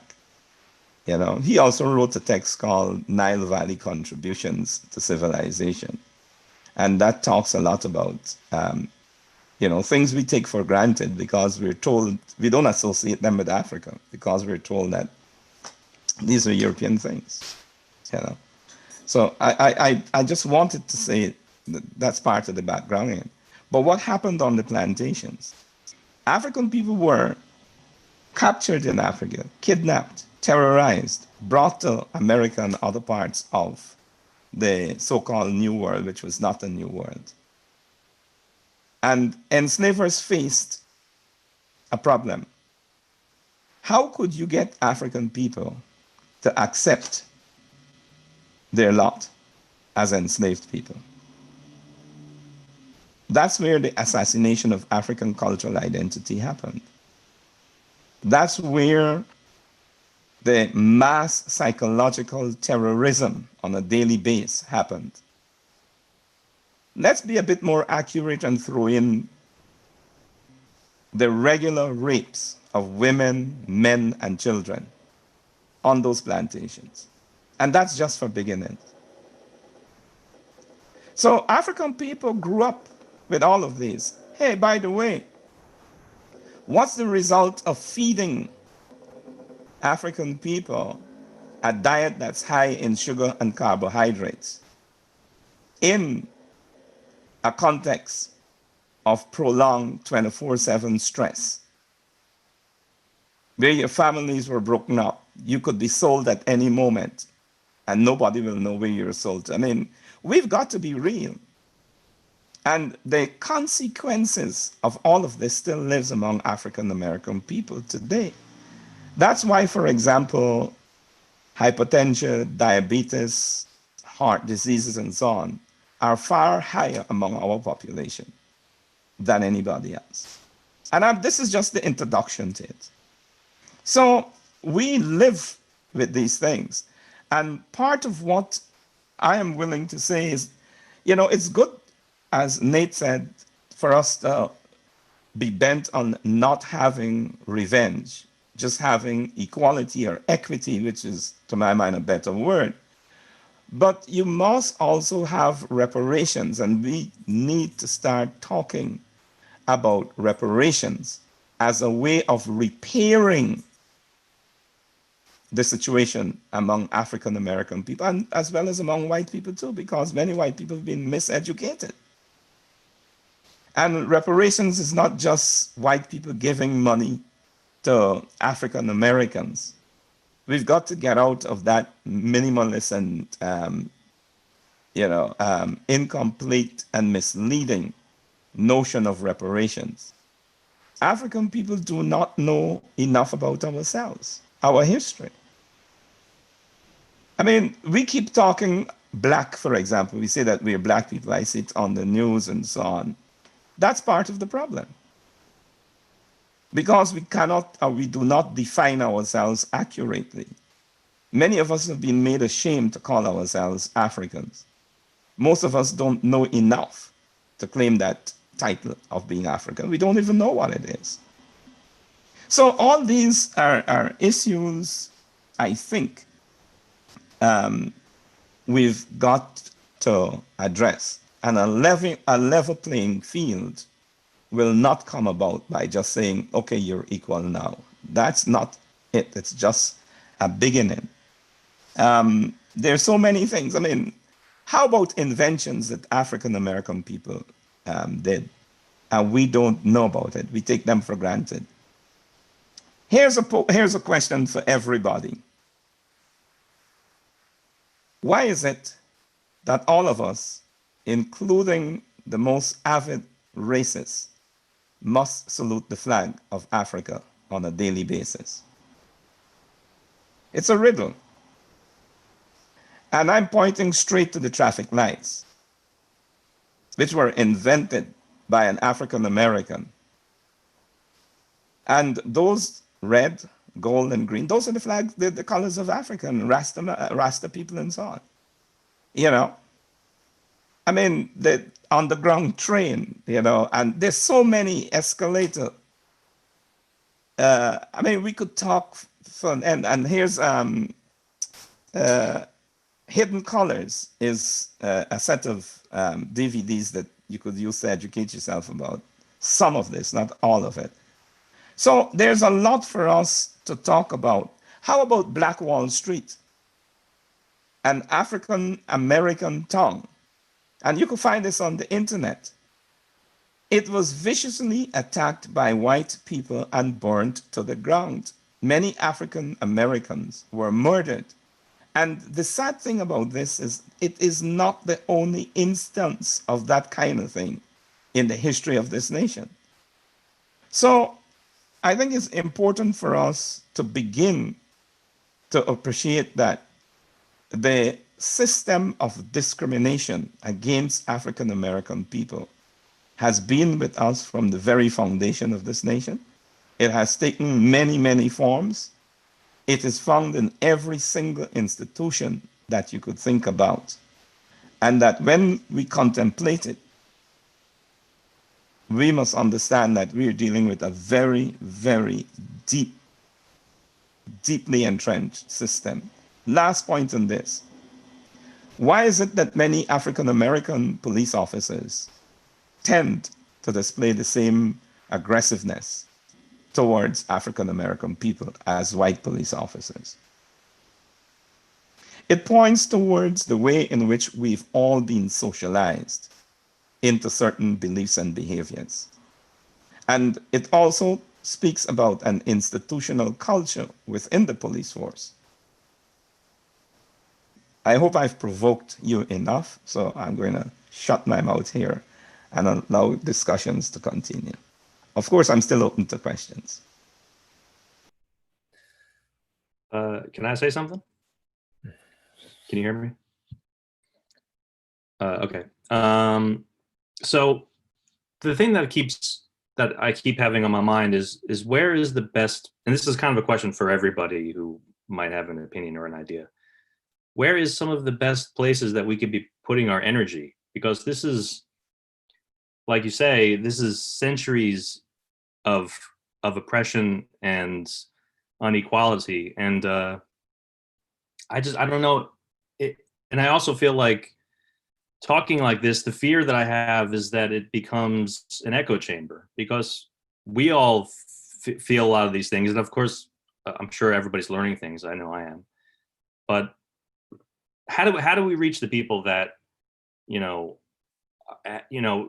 have no Black friends and live in the middle of the country and they have no experience with other cultures other than their own. They've never heard of Snarky Puppy. They wouldn't like it if they did. It's like, how do we reach those people who are so entrenched in their ways of thinking? And I mean, is it a political, do we need to focus our energy on police reform or education? It seems to me that the quickest way to save as many lives as possible is police reform, right? And then that seems to be the fastest way to save as many people as we possibly can. And then and then the other issues can be dealt with later. I don't know. I mean, what is everybody's opinion on that? Can I also add something to that? Can you guys hear me? Which is also with everything that you just said, Bob, how do we maintain this level of energy in moral outrage after the trauma dissipates, after society starts opening back up, after a vaccine is eventually found for COVID-19? When, as a white person living in the United States, I'm inside a system that is built from the ground up to make me as comfortable as possible. So you know, right now, there's a lot of discomfort. There's a lot of horror, outrage, and soul searching and learning and all this going on. It's going to dissipate to a certain extent. And so, you know, what can I do as a person who is anti-racist, who is raising anti-racist children, that wants to live in an equitable society, to maintain that level of awareness about the parts of the system that I'm brainwashed and blind to? That's another thing also that I'm wondering, on top of the questions that you asked, Bob, which I think, you know, how can we save the most lives first and foremost, maybe as a triage move is the thing, you know, to be thinking about immediately. But also, where do we go after this? You know, it's 2020 right now. What's gonna, you know, in 2022, are we gonna look back on this discussion that we've had, our Zoom call, our crowdcast, you know, and same stuff is going to be going on, you know, and what will the white members of the band have done in our lives? What have we done to step outside of the comfort zone and actually fight for change? I would say, Zach, that it's exactly what you just said. It's the choice individually that you're not going to just let it be this moment, because now you know this isn't about just one thing that happened in 2020. This is about what led up to this, how it happened, how it's been happening. It's the choice that you all have to make, to say the same choice that you had to make on your own individual instruments. The only way you became better at what you did is you kept learning. The way that you want to keep this energy up for this situation with the racism is going to have to go back. Like Dr. Nehusi was saying, have your family sit down and watch Roots. It's going to be rough. If you've never experienced anything like that and you watch that movie all the way through, it's going to be very hard, and it's going to bring up a lot of emotions. It's going to bring up a lot of questions, but that's where it starts. All the questions that get asked, or the questions that come up to your mind, go start looking at these points to find out the answers to them, and so forth and so on. It just has to become that personal decision with each and every person, that I'm not going to let this die out over 2020. I'm not just going to give this the energy just because I'm at home now and I don't have anything better to do. It has to become a lifestyle, just like it's been our lifestyle to accept that this has been our reality since we were children. It's not that we wanted to, but it is what it is. Now that everybody's saying, why now? I think it might need to shift more to what now? What are we going to do? We're here. Nobody's going to be able to answer why George Floyd tipped the ice.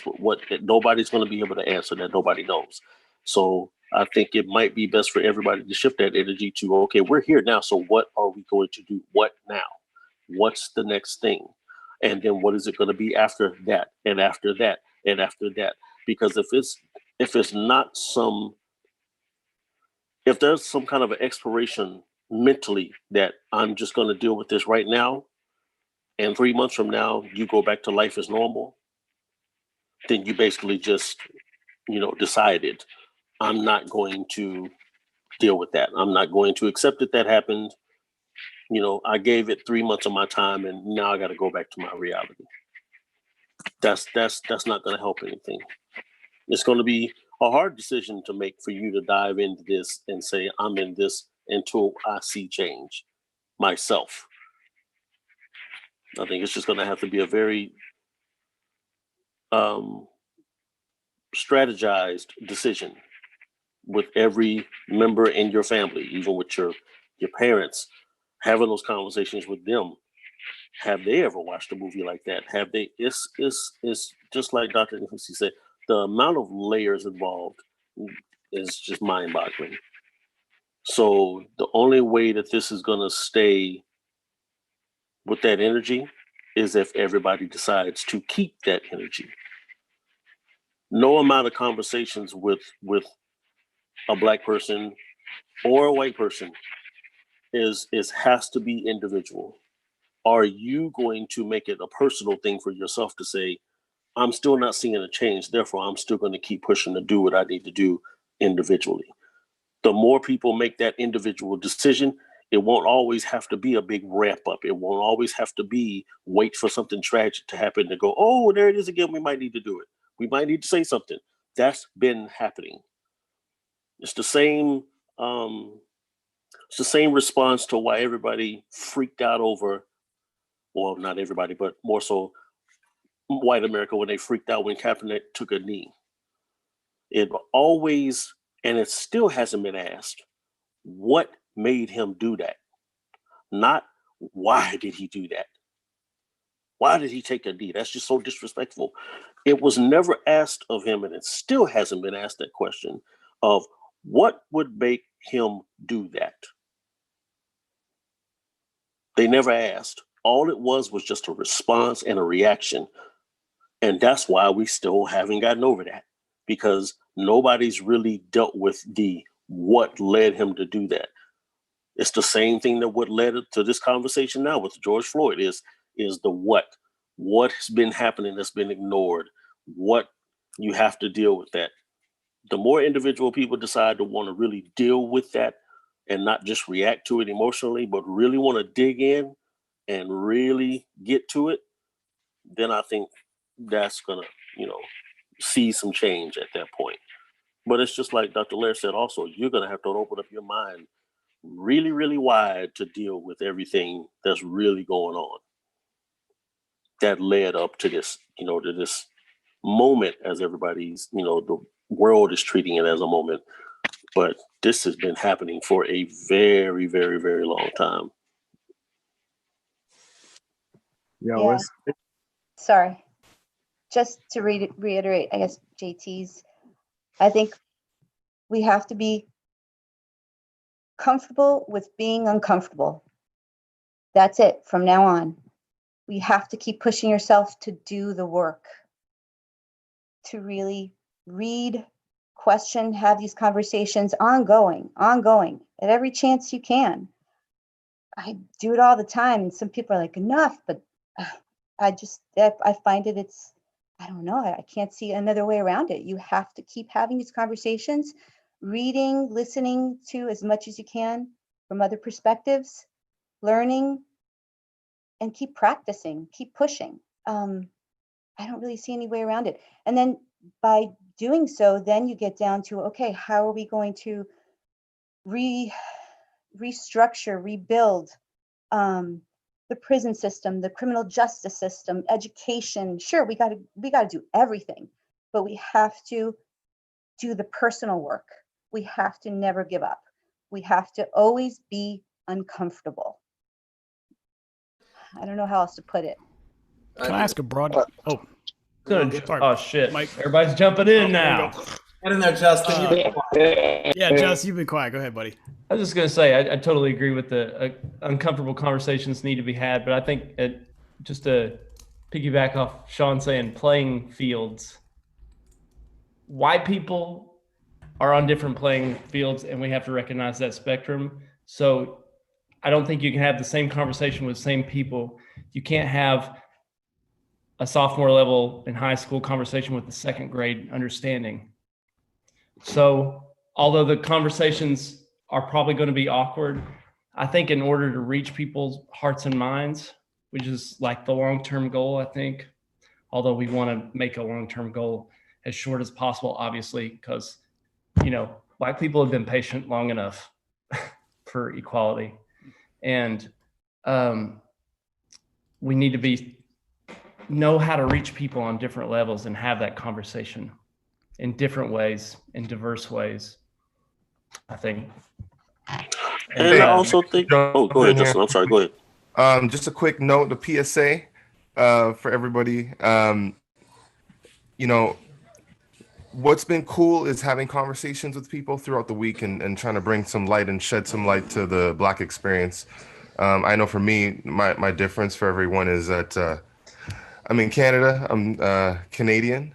I'm also of Caribbean descent, so my parents are from St. Kitts. And you know, the main thing that I want to say is if you are wanting to have this conversation with Black people, not just in the band, but just anywhere, please give them a heads up that that is what you want to talk about. Really understand that there is trauma to what's going on from what is being seen, because we see it all the time, even though we might expect it, or it's like, well, okay, well, how did that person die this time? You know, okay, baby, what didn't they do? You know, it's all the narratives, all the stuff. Like it's just everyone deals with this in different ways, and I think it's just important that while you know, the collective mind in the world, it seems so far, of those that want change now, and it's amazing. But just remember, you know, to give the person that you are checking in with an opportunity to either collect or gather the thoughts, because you never know. This might be the first conversation for the day.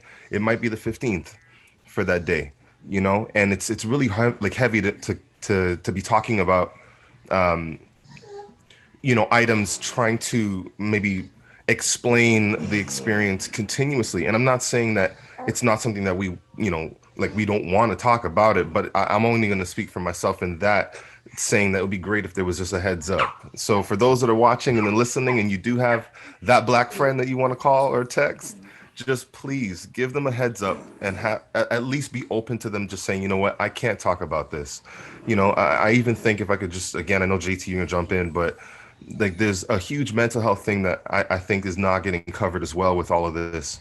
And I just want to stick like that pin there just to remind everyone that, you know, it's heavy for everybody, and people deal with pain in different ways, and how they manage a lot of what's going on.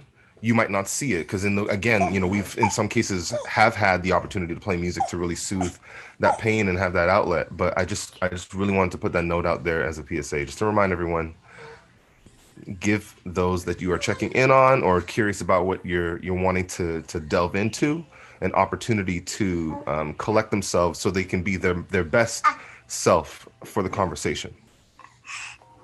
Just like I was saying with the choice, like Larnell saying, you know, when you're talking to your friends, or even as Mark was asking and Bob was there, right, was saying, what can you do or what can you say? There's going to be a lot of people that you may talk to, and you might run into some resistance on that conversation. You're not going to be able to reach everybody. Everybody's got a choice into what they feel, into what they believe, into how they react, into what they're going to do, how they want to live their life. And there's just some people that are going to make that choice and that decision to be like, no, I'm not cool with that. And you have to be cool enough to, if that's possibly a friend, you might have to step away from that friendship. That's you know, kind of what Dr. Lehr was saying, that comfortable with being uncomfortable, because those conversations are coming, believe me. And like Larnell was saying too, my wife is a PhD in therapy and family therapy as well as counseling. But the mental side of this, yeah, when you do want to talk about something like this, yeah, you know, the heads up would be wonderful. And also be understanding that sometimes we may not have the answers. We really don't know what to say sometimes to this. It's kind of hard to explain the unexplainable sometimes. It's, you know, there's going to be a lot of times that you may ask a Black person, what do we think you should do? Man, we may just not have anything to say right here at that moment. And it's not that we're trying to blow you off or ignore you or any way. It's just at the same time, this is a lot for us as well to try to process that it's still going on. It's going to be happening for a little while before we see any kind of change. And yeah, I don't know how to explain that kind of hate and that kind of evil that's been around for that long. I don't know if you can. You know, we'll try our best to, just with our own personal experiences. But, you know, yeah, I would agree totally with Larnell saying. Just give a little space and time to try to sometimes come up with an answer. And sometimes we may not have an answer for you, unfortunately. Yeah, Just want to quickly, Piggy. Oh, I'm sorry. Who's that? It was me, but please go ahead, Louis. Oh, sorry. I just wanted to quickly say that to the earlier point of we were talking with Nate about listening and just taking a moment and asking one more question. It points to the trying to be the solution and to be a part of the solution. And I think like choosing to not assume, as ignorant as it can be on one side, it can be just as ignorant on the other side. And that's why I'm really glad that Larnell and JT kind of made those points because a lot of people are, I mean, to me, a lot of people have been reaching out with like the best of intentions, which is encouraging, but there's still some assumption like in it. It's just like, I'm so sorry for like this and that. And like, you must have it like so hard. And it's like, kind of invoke like that thing of like, oh, you must come from a single parent family and you must have like, grown up in the projects and like, and as you hear like from like all of us on this call, like every one of us different Black men on this Zoom call have had completely different experiences and ways into this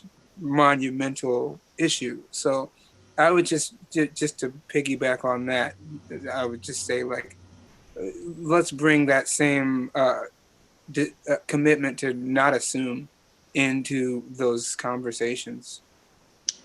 Yeah, thanks for that. What I was going to say is exactly that, but hopefully in some different words to really illuminate it or help to illuminate it from a different perspective. We've got to begin with understanding the reality, the tremendous complexity of humanity. No two of us are identical, like I said before, and because we've all had different experiences, including different experiences of what we're talking about, racism, we would have not the same reaction, the identical reaction. We wouldn't even have the identical solution sometimes. And because of the nature of what we're talking about, no one of us would know everything about it. It's simply impossible. So we've got to be open, as Jeannine said, to be listening and learning. But we must always be real and we must always say, I don't know, I don't have the answer, whenever that is so. We may make suggestions. Why don't you try this? I really don't know, but why don't you try this? We must see process. We cannot undo the evil that has been around for hundreds of years in one generation. If we approach the task properly, we could set ourselves up for achieving remarkable progress in a short period of time. But we cannot be unreal and claim what we don't know and expect that we're going to make the kind of progress that we want to make. Yes, recognize that we're all at different points in our understanding of things. People are at different places in their own lives, and if we want to impact upon people, we've got to meet them wherever they are. If we don't go to where people are intellectually, psychologically, whatever it takes, then we're not going to meet them. We're not going to hook in with them. We're not going to reach them. And as musicians, you know this. You got to get in that groove. You got to feel that vibe about where the person is. And then you could begin talking to the person. They may not be in a place that you agree with or you like, but if you don't go there, you have no chance of leading them to safer ground that you approve of. So it's things like seizing a teachable moment. Somebody says something and you say, hey, think about that, or whatsoever, however you want to approach it. Ask a question. You're going to see that person again. Wait, they might come to you and say, what did you mean? Or I've been thinking about what you said, or something like that. Let's be sensitive and determined at the same time. And we're going to make progress. You might be shocked at how much progress we're going to make, but we're going to make it. Sorry, Larnell, go for it. No, I just had a quick question to you, Dr. Nehusi, and just what I know this discussion has been geared around what can be done to solve issues, especially amongst those that are white and not black, in terms of trying to do better in their communities, do better in their circles. I wonder if you had any other information. I know you mentioned that'd be a great idea for the band to take, that specific trip that you talked about earlier. But if there was any information that you had for us that are black in handling things going forward. Yes, I think that we should all be practicing to become more about who we are or ought to be. And I keep saying African. I wouldn't say black, because we're far more than just a color. We were captured in Africa as Africans. We were brought to this place, and part of the process of dominating us, of disabling us, we were told that we were the N-word. And we fought, and we arrived at black or colored, and then black in 1960s. James Brown said, "Loud, I'm black and I'm proud." Black represents one aspect of our progress back towards ourselves. We are African people who live in America. Africa is our identity, our history, and our culture. America is our nationality. We're African Americans. The moment we say black, we give up a whole lot of what we need to pilot ourselves. And so I would say that kind of debate and discussion and uncovering what we need about ourselves. I mean, there's so much out there that, to answer your question, I will have to tailor it to specific people and that kind of thing. And I'm not averse to this. So if you want to contact me and ask me anything, that's fine. One of the texts that I'm going to place in the way of all of us is a very recent one. It's written by a graduate at our department of Africology at Temple University. Ibrahim X. Kendi has been quoted nationally over and over. And his text on how to be anti-racist is a very, very important one, because it's up to date. It has just been released. It answers a lot of the questions that you may that you have been asking. And Kendi is very clear. He said it's not just sufficient to be aware of racism. You have to be anti-racist. And he's talking about how you could be anti-racist. That text would answer many of the questions.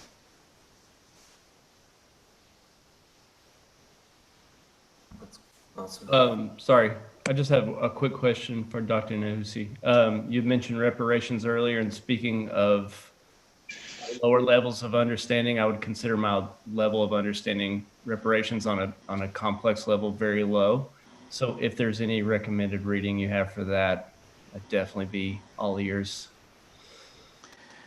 Thanks for that, Justin. It depends upon how far you want to go in it. But I could think about one or two texts immediately. But I would hold on that and ask you to come back to me, or anybody.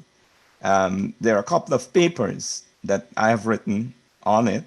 There are things on websites, and I have to get you those websites. There are a number of books, but again, I don't know what angle you want to come upon it from.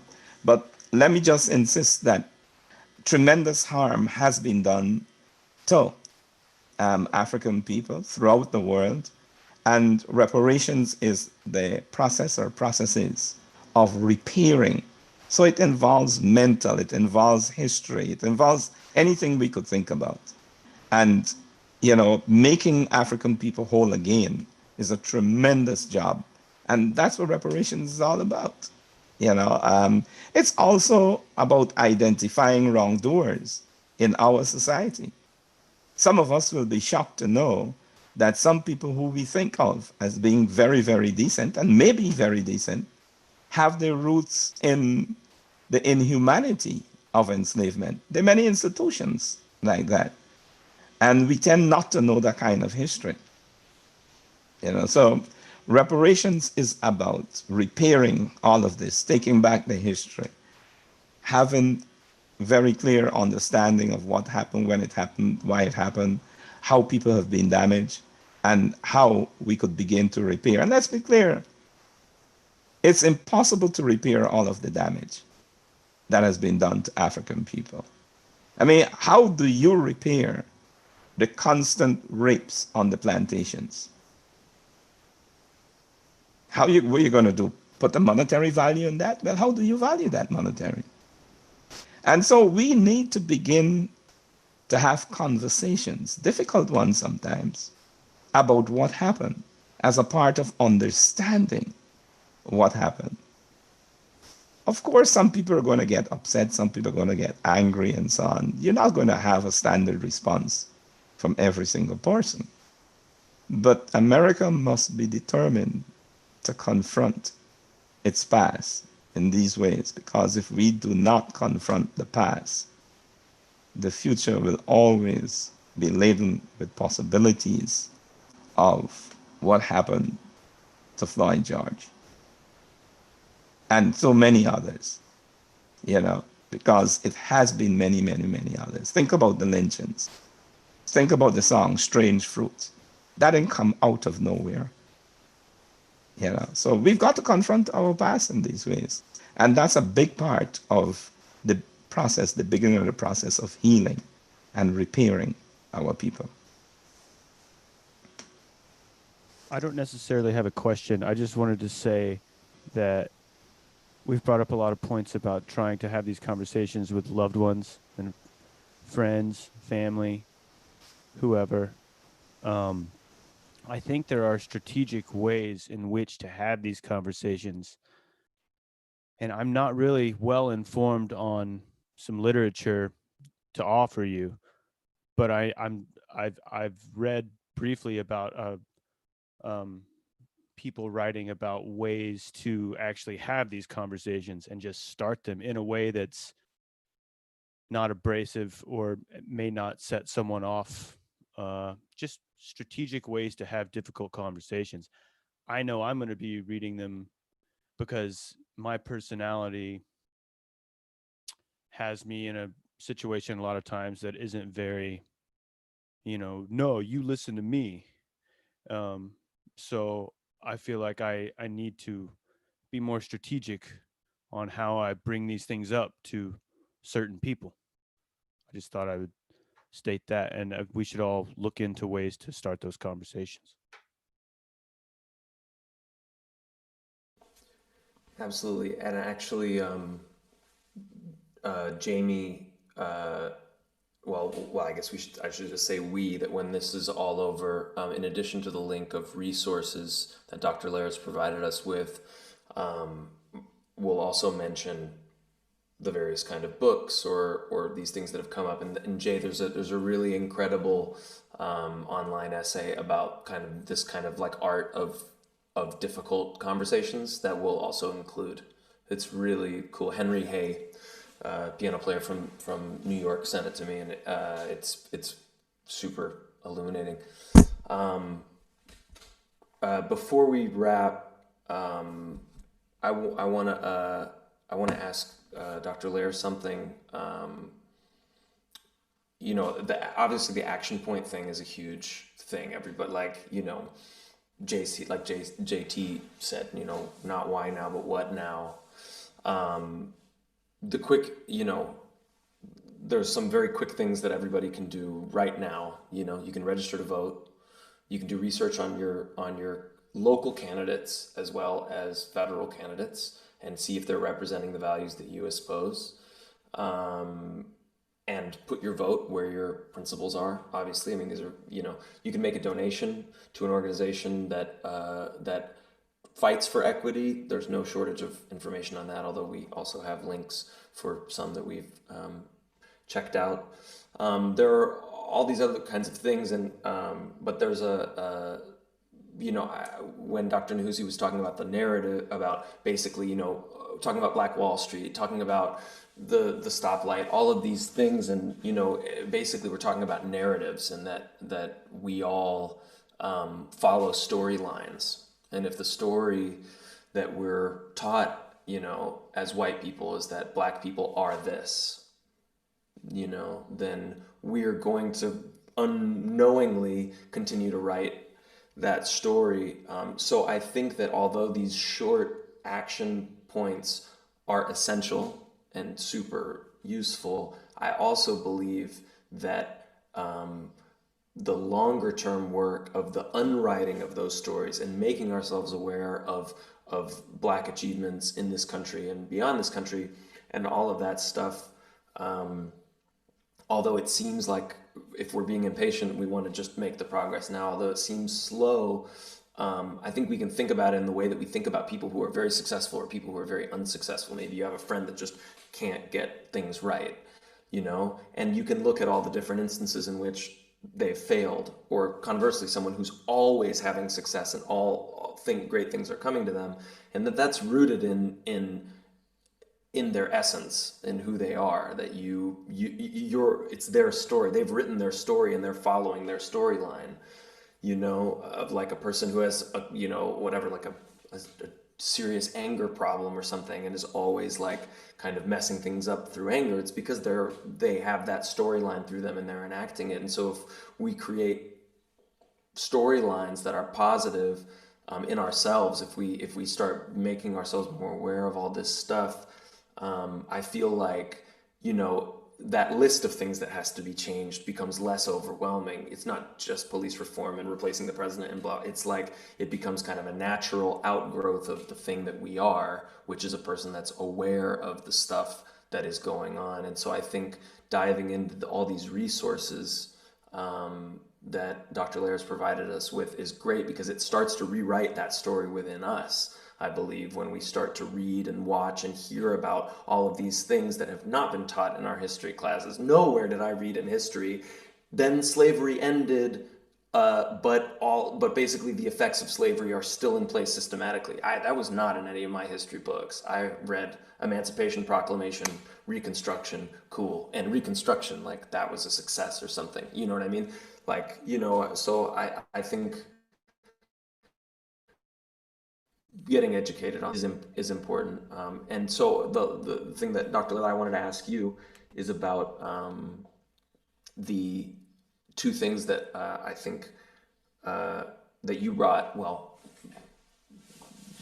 to the front of my attention, which were the invisible knapsack and white fragility. Can you just like give a Cliff Notes version of those? Because I think that, obviously the African American members of this band are and have been saying and fighting for the same thing for a long time, and it's really the white people that the burden of responsibility is on us to make changes through awareness. So if you can help us with that awareness, that'd be Right. Well, I mean, that's a seminal piece that was written some time ago.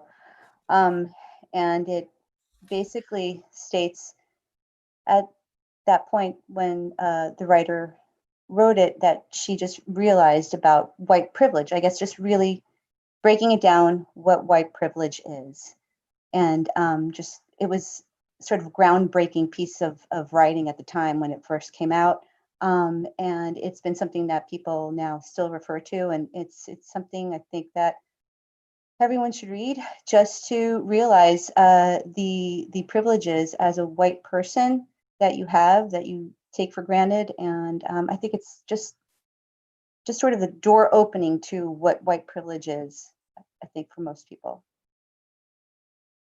Mike, can you guys hear me? Mm-hmm. Can I chime in for a second? I kind of want to just bring it around. I said the question. I said why now?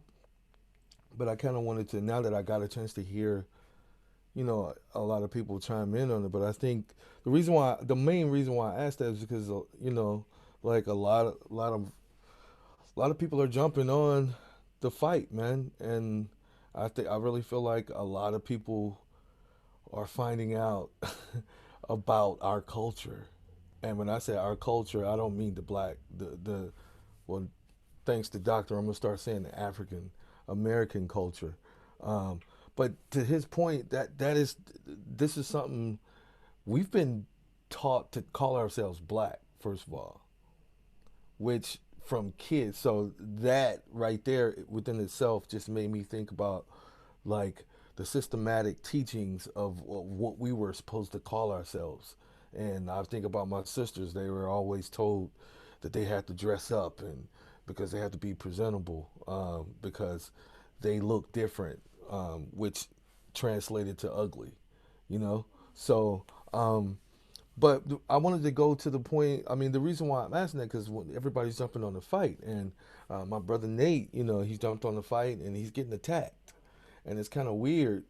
It seems weird, I guess, because you're getting attacked by black people. You know, you're not getting attacked by just your culture, but you know, the African American culture is like going in on you. But I think that energy, that question is the energy of some people, and I think it's because of all of these years of, you know, not being this effect, you know, not having this effect on people. I think you know, there's a sense of lack of trust or whatever, trust in everybody coming together. It's like, you know, and then there's conversations that you have to have, and you have to have, like, and I think what Larnell was saying, I've experienced it. You know, talking about it is very traumatic. You know, talking about it, we've never really had to talk about it. We just had to just live through it, you know? So talking about it is very traumatic. And I think that can't be said enough. But also coming to a point where you understanding that conversation and dialogue needs to happen is a very important thing for me too. I have, you know, I try to show my kids the movie Roots, right? And we had a very emotional experience watching that, you know, show. But I realized that for me as an adult, my experience was totally different than theirs. They couldn't relate to that kind of oppression. You know, they really feel like they have it made, so they feel free. You understand what I'm saying? Like my daughters, 15-year-old daughters, they feel free. They don't feel oppressed after watching that. And which is true. It's not we're not oppressed in that way anymore. But um it's just the convers I'm just making a point about the conversations. It's very hard to have conversations with them on what their oppression is actually. You know, so I think when you say all of these we're having these conversations, another thing is about having to teach my son how to police etiquette, you know what I'm saying? Etiquette, the posture to have to be stopped by police. And I say that to my white friends that are parents, and they're like, "What?" They have no clue what I'm talking about. And so you don't. There's just no point of reference there. But or if I'm getting ready to walk out the door, I went to go get something out of my car, and everybody jumps to the door. Where are you going, Dad? Are you leaving? Because everybody's just scared that if I leave, I get stopped by a policeman. And my son, I think everybody's met. Robert comes in and talk to me. He's seeing this repeatedly played over, and he's fidgety because he's nervous, and he can't really control his limbs, and he's, you know, really emotional about, you know, George Floyd and the visual of that, and he couldn't control his limbs. I saw him. He was moving in his limbs, and I couldn't even listen to what he was saying because all I was thinking was, "Oh my God! If I was a police, he'd be shot right now. He'd be dead." You know, and it's really just I just want to just just really harp on the fact that it's really emotional, and we've been having to deal with the mental side of it too, the mental healthiness of it. And so the reason why I wanted to really throw that question out there is just because I wanted you guys to know that you guys stepping in here and feeling the way you feel and wanting to take up the fight, you know, for this effort to change. You got to know you're going to lose some friends. You're going to lose family members. Like, you got to know that. And you got to be okay with that. Because, I mean, a lot of the aggression and a lot of energy from black folks is that they're just tired of talking. And if you're taking up the fight, then you get to talk. But you have to know what you're talking about, first of all. And you have to know, so that's why studying is important. But at the same time, this is the time for you guys to be the voice, but you can't get scared when people bark at you. You can't get scared when people say they don't want to talk to you no more. You can't get scared if it's your parents or if it's your auntie or if it's your girlfriend. You can't run from that. You got to run towards the fight because this is the only way this is the only way this is done. You know, I mean, you know, that's what I wanted to say. So, you know, because my brother, he got really discouraged by that. And I feel like that's a part of the fight. That comes a part of the fight. But you have to also understand that's what we've been dealing with our entire lives. You know, so I just wanted to just, you know, make sure I brought that whole question around. So. Bill, you wanted to say something, right? Can you unmute yourself? Billy, you're Yo. unmuted. Yeah, I just really want to quickly add, I don't know if you guys heard about that story in Bristol in the UK, where they pulled down that statue of Edward Colston Hall, where we've played like 3 Colston times. Hall, where Which, we've played as a band. You know, it's this beautiful classical hall again, that's named after this kind of slave master, basically, of, you know, and so they pulled his statue down, and you know the UK government are saying it's like it was a massive crime, and all the people who did it should be prosecuted. And then the response to that is that they've been trying to get it down legally for, you know, however many years, and that there was no, you know, it hasn't happened. So people have been left to resort to pulling it down themselves, you know. And I suppose the good bit of news in this is that they've just announced that they are going to change the name of Colston Hall by the autumn, you know. And so for me, this is a kind of interesting example of, like, in terms of what we can do right now. Like, I'm not necessarily condoning, like, you know, damage to architectural objects or whatever, but, like, you know, ultimately there does, like Sput was just saying, I think that, you know, we have to be up for a fight. We have to be up for kind of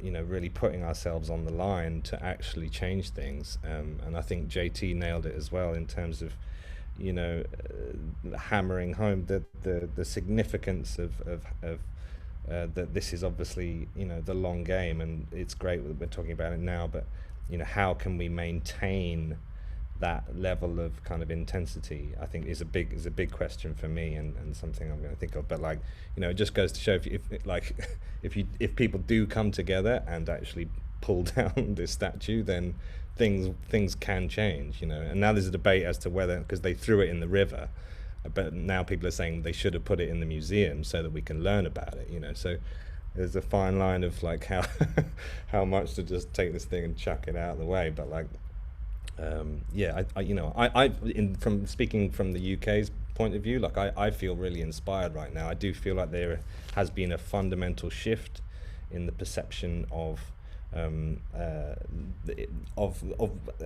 things actually changing, and you know, the possibility that things could change. Because now I watched that the 13th thing on Netflix, which I think is really amazing and brilliantly done, and the kind of positive note that it ends on is about the fact that now you know, like Dr. Nehusi was saying, now because of social media, we can exchange, like people are aware of this in a way they weren't before, and that is a power that that is a new advantage that we have that we should try and capitalize on. That's all I want to say. Robert says hi, everybody. Tell him we say hey. Before we go, I just want to see, does anybody have anything, any kind of last, anything that they really wanted to get out that they weren't able to get out, or yeah, Jake. Oh, sorry. If I could, yeah, in the talk. yeah, I wanted to. Can you guys hear me? Yeah. Great. Yeah, I just wanted to chime in because I hadn't said anything, and just appreciated the conversation. And thank you, Dr. Nehusi and Jeannine for being here and illuminating this stuff for us. I've experienced a lot of emotions over the last couple of weeks, but recently seeing some of the news stories about the types of things that have been changing in Minneapolis, for example, with the defunding the police, the city council deciding to defund the police, in Seattle as well. There's obviously a lot more work to be done and a lot more speaking up that we all need to do. But what I've seen and what I've felt after feeling so many things is that because so many people have spoken up right now, at least the words of politicians saying they are going to change something is happening. And I won't say that I believe that really long term, but it does show me that we have power in numbers. Pretty clearly that we have power in numbers at the very least. And I think like what JT said and what everybody else has kind of said, and Jeannine touched on it, doing the work over time and realizing that power that we have to be informed, who we vote for. I know this has already been said, who we buy from, all that kind of stuff. I guess I'm just chiming in, and thanks everybody for the conversation. Hey, Maz. Hey, Maz. What? You saying that just reminded me of that one thing I wanted when Mike was talking about the voting thing. Like we hear I don't know about y'all, but we always hear the politicians saying that. So they always say that. They always say they want to change. They always say that. But I think the question is like, what happens for you guys? Like, how, like, because for you guys to jump in on our behalf, the voting for you will change because you might be voting for something that don't benefit you. You might be voting for leaders that aren't directly for your benefit, you know, in a society, you know. So what I guess the question, I mean, because this is a question that I've been asked, is like, you know, what are some of the things, because if they roll their sleeves up and they want to, because here, man, when you guys vote for a change, things change because you guys are voting for the same change that we've been voting for, you know. So I think it's important to understand, and I think for me as a African American, I'm trying to figure out how do we bridge, you know, how do we get there. So I think those are some of the conversations we got to have, like, you know, because literally, like, some of the choices of candidates to come in this place might not benefit, you know, the privileged American, you know. So I think that's something that's very important to consider. And I like to throw in as well, you know, as along with voting.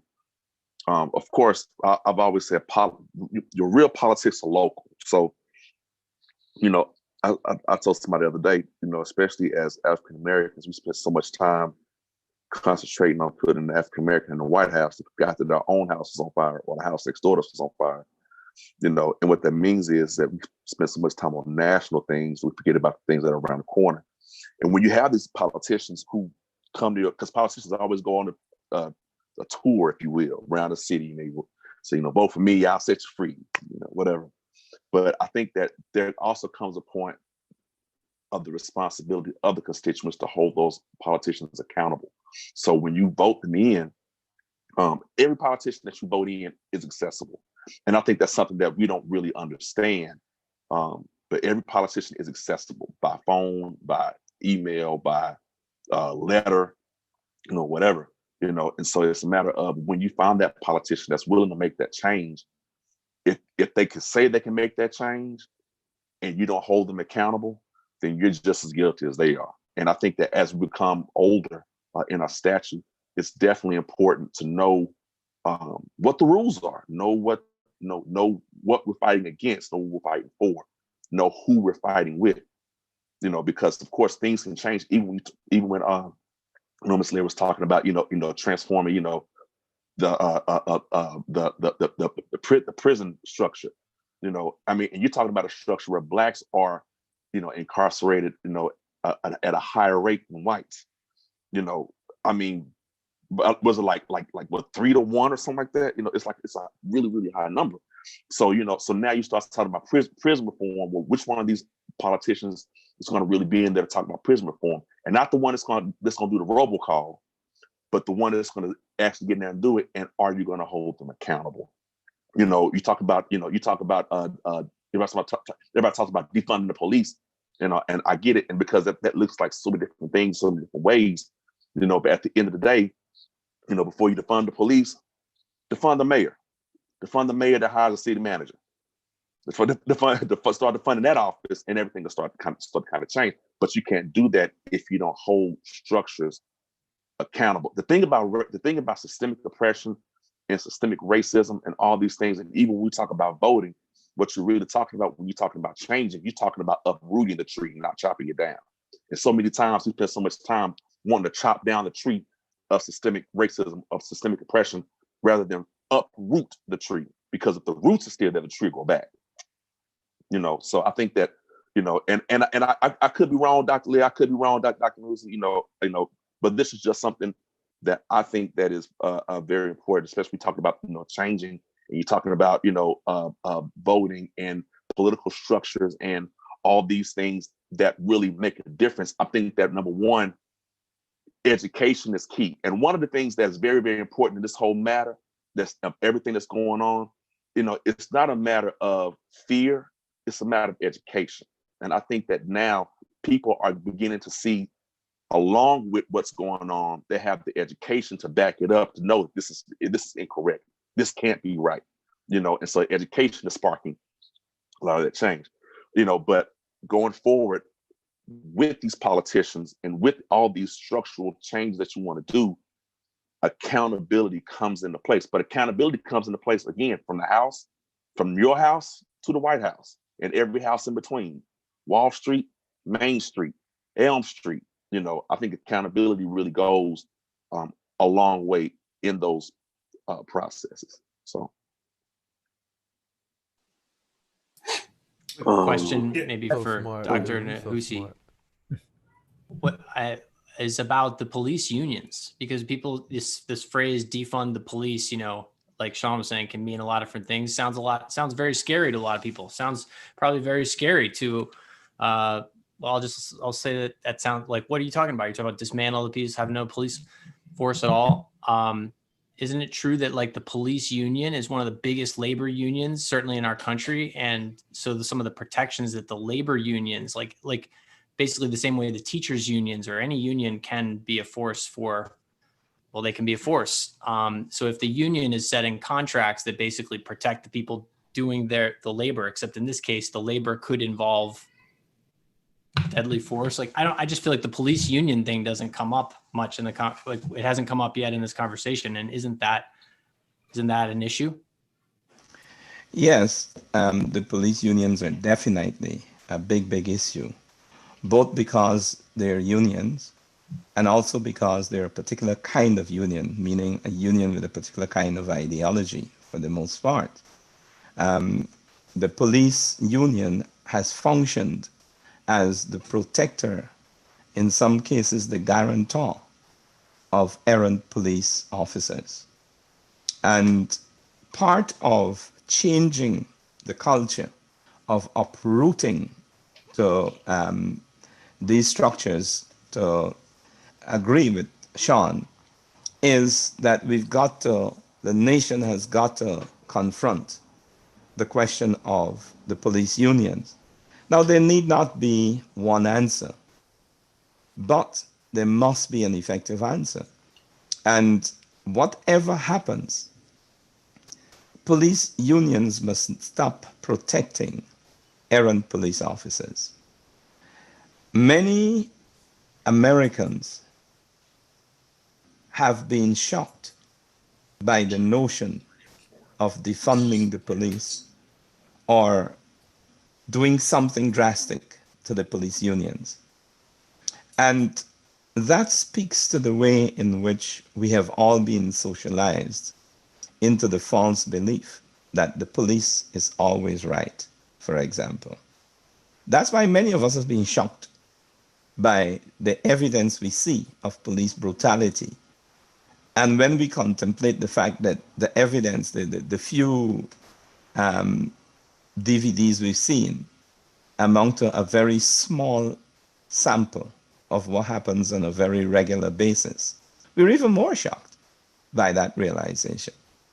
So we have a lot of mental hurdles and psychological hurdles to get over.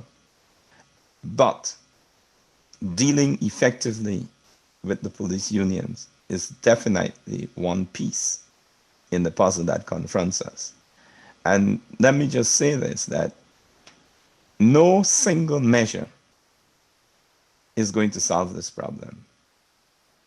This is a deep-seated, widespread, and complex problem because racism is a many-headed hydra that has been growing and changing and inserting itself in every single area of American society for hundreds of years. And if we want to uproot it, we've got to be prepared to approach it from many directions simultaneously. That's the only answer. And like we've all agreed, this is not a job for the faint-hearted or for 1 week or 1 month or even 1 year. Hey, Mike, this will probably go back to what Nate was talking about with as musicians. In the midst of so much heaviness that this, can weigh on everybody, either thinking about it, talking about it, or, both, or just watching it, seeing it every day. The beautiful thing and the gift that we've been given, I think, remember that during the course of the day and each day that goes by, that even in the midst of all of this going on, even with the COVID-19 stuff, that all of us, especially on this call, that we all have the wonderful gift of music to be a source of light and self-care to yourself and just a bit of happiness in the midst of when you don't know what to say or do. Just pick up your instrument sometimes and just remember you have that as a means of expression also. And it's a beautiful, magnificently powerful tool. But sometimes if you don't have the right words to say, we've all experienced with how powerful music is, that you could just say it sometimes in your music.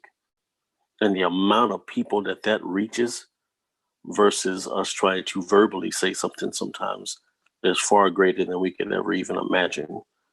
So just, man, everybody just realize and be grateful and thankful that we have that out, because I cannot honestly fathom life without that gift. I don't know mentally how I could function without it. So knowing that we still have this gift, I know for me, it's been hard to be creative and to even think about wanting to pick up a pair of sticks and do anything. But even with this conversation, especially when Nate brought it up, it reminded me of just how powerful of a gift we have, and just to remind ourselves that we can use it in a lot of different ways, especially now, because everybody wants to do something. Everybody wants to be involved. Everybody wants to be engaged. So if you can't say anything verbally, maybe go write something. You never know what's going to come out of this emotionally in your music. Pour it into that if you don't know what to say or do. Me included. I definitely want to talk to myself in that way and just remember, it's like, you have one of the most powerful gift and expressions in the world that you could just dump everything into that you're feeling. Use it. Use it in every way that you can, and definitely be grateful for it. In the midst, it's so easy to just get caught up in this and just go numb, like Lardell was talking about. It's just so traumatic. You can literally lose days and hours just caught up in this. Man, just turn on some music, guys, and just be grateful for that and kind of lighten it up too. You got to take care of yourself. This stuff is really, really traumatic, and it can really mess you up if you let it. Well said, JT. Yeah, JT. Dr. Lehr, Dr. Nehusi, do you have anything you'd like to leave us with?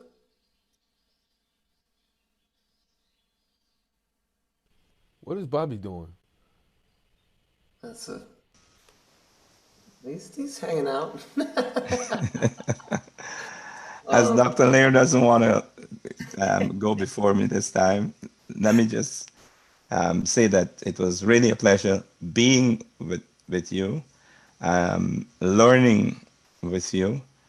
And, you are an example of what so many of us should be, far more, because you're not only making music, you're making music that responds to challenges in our society. And I don't think you could come much better than that. Understanding that music is an international language, you have a platform, you could influence people. I mean, you know the score. So I would say just keep on keeping on, learning and growing and influencing. Be patient. They say Rome wasn't built in a day. And while we want racism to end, in a couple of minutes from now, that's not reality. So we've got to be real. Let me just say one more thing. In our department, the Department of Africology and African American Study at Temple University, students and faculty are getting together in their respective categories to respond to the situation that confronts us. And if you would like to give verbal support or any other kind of support of whatever we come up with, and you want me to tell you what it is or to get it to you, I'll be very happy to let you know. And maybe it's just even for your own knowing what we plan to do. But I'll leave you on that note. Yeah, I think everybody here would appreciate that. Thank you so much, Dr. Lehr, Dr. Nehusi. We really Thank you. I just wanted to also thank you guys for letting me sit in on this. It was amazing. I learned a lot. I have to say that the very first time I saw you all play as a collective blew me away. Not just the music, but also just watching you guys for the last few years working together, being from so many different backgrounds, countries, and ethnicities, races, and the way it's such a family feeling and something so special that I just feel so fortunate to have gotten to, know you guys and see you guys play. I'm just happy that my son, who's the one who turned me on to you guys, showed me that video of you all many years ago. And I want to thank you for doing what you're doing and just keep doing it. Thank you. No, thank you. We really appreciate you being here with us, and really that you have no idea how many people have thanked us for that list of resources you provided. Because, as Dr. Nehusi said also, it's like, it's long work. You know, there's long game stuff and short game stuff, and you know, the re-education of ourselves and how we grew up, and really changing our identities in many ways, you know, to be receptive and changing the lenses with which we view the world. It's that stuff has been super helpful. So I want to say thanks for that. Dr. Nehusi, thank you so much. Jamie, thank you very much for setting all of this up and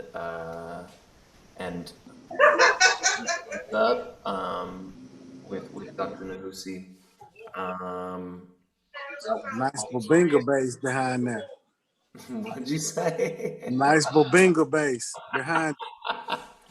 So actually the real reason for tonight is I'm just going to play solo bass. This has all just been kind of the opening act. So I've got a 9-string back there.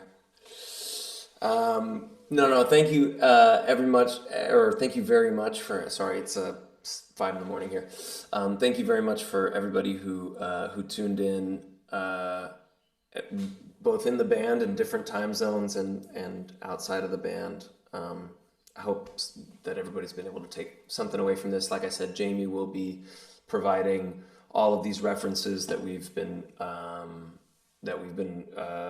referring to as their references throughout the conversation. And yeah, you know, I think just as JT said, you know, that we should all be encouraged, but also be prepared, especially those of us who have a lot more work to do, you know, as white people, and have the responsibility that it's not always going to be pleasant, as Dr. Lehr said, be uncomfortable, feeling uncomfortable, and going through that whole process and working together. So thanks everybody for doing this. Everyone, please take care. Love you all. Miss you all. Hope we get to play a gig sometime at some point. Love you guys.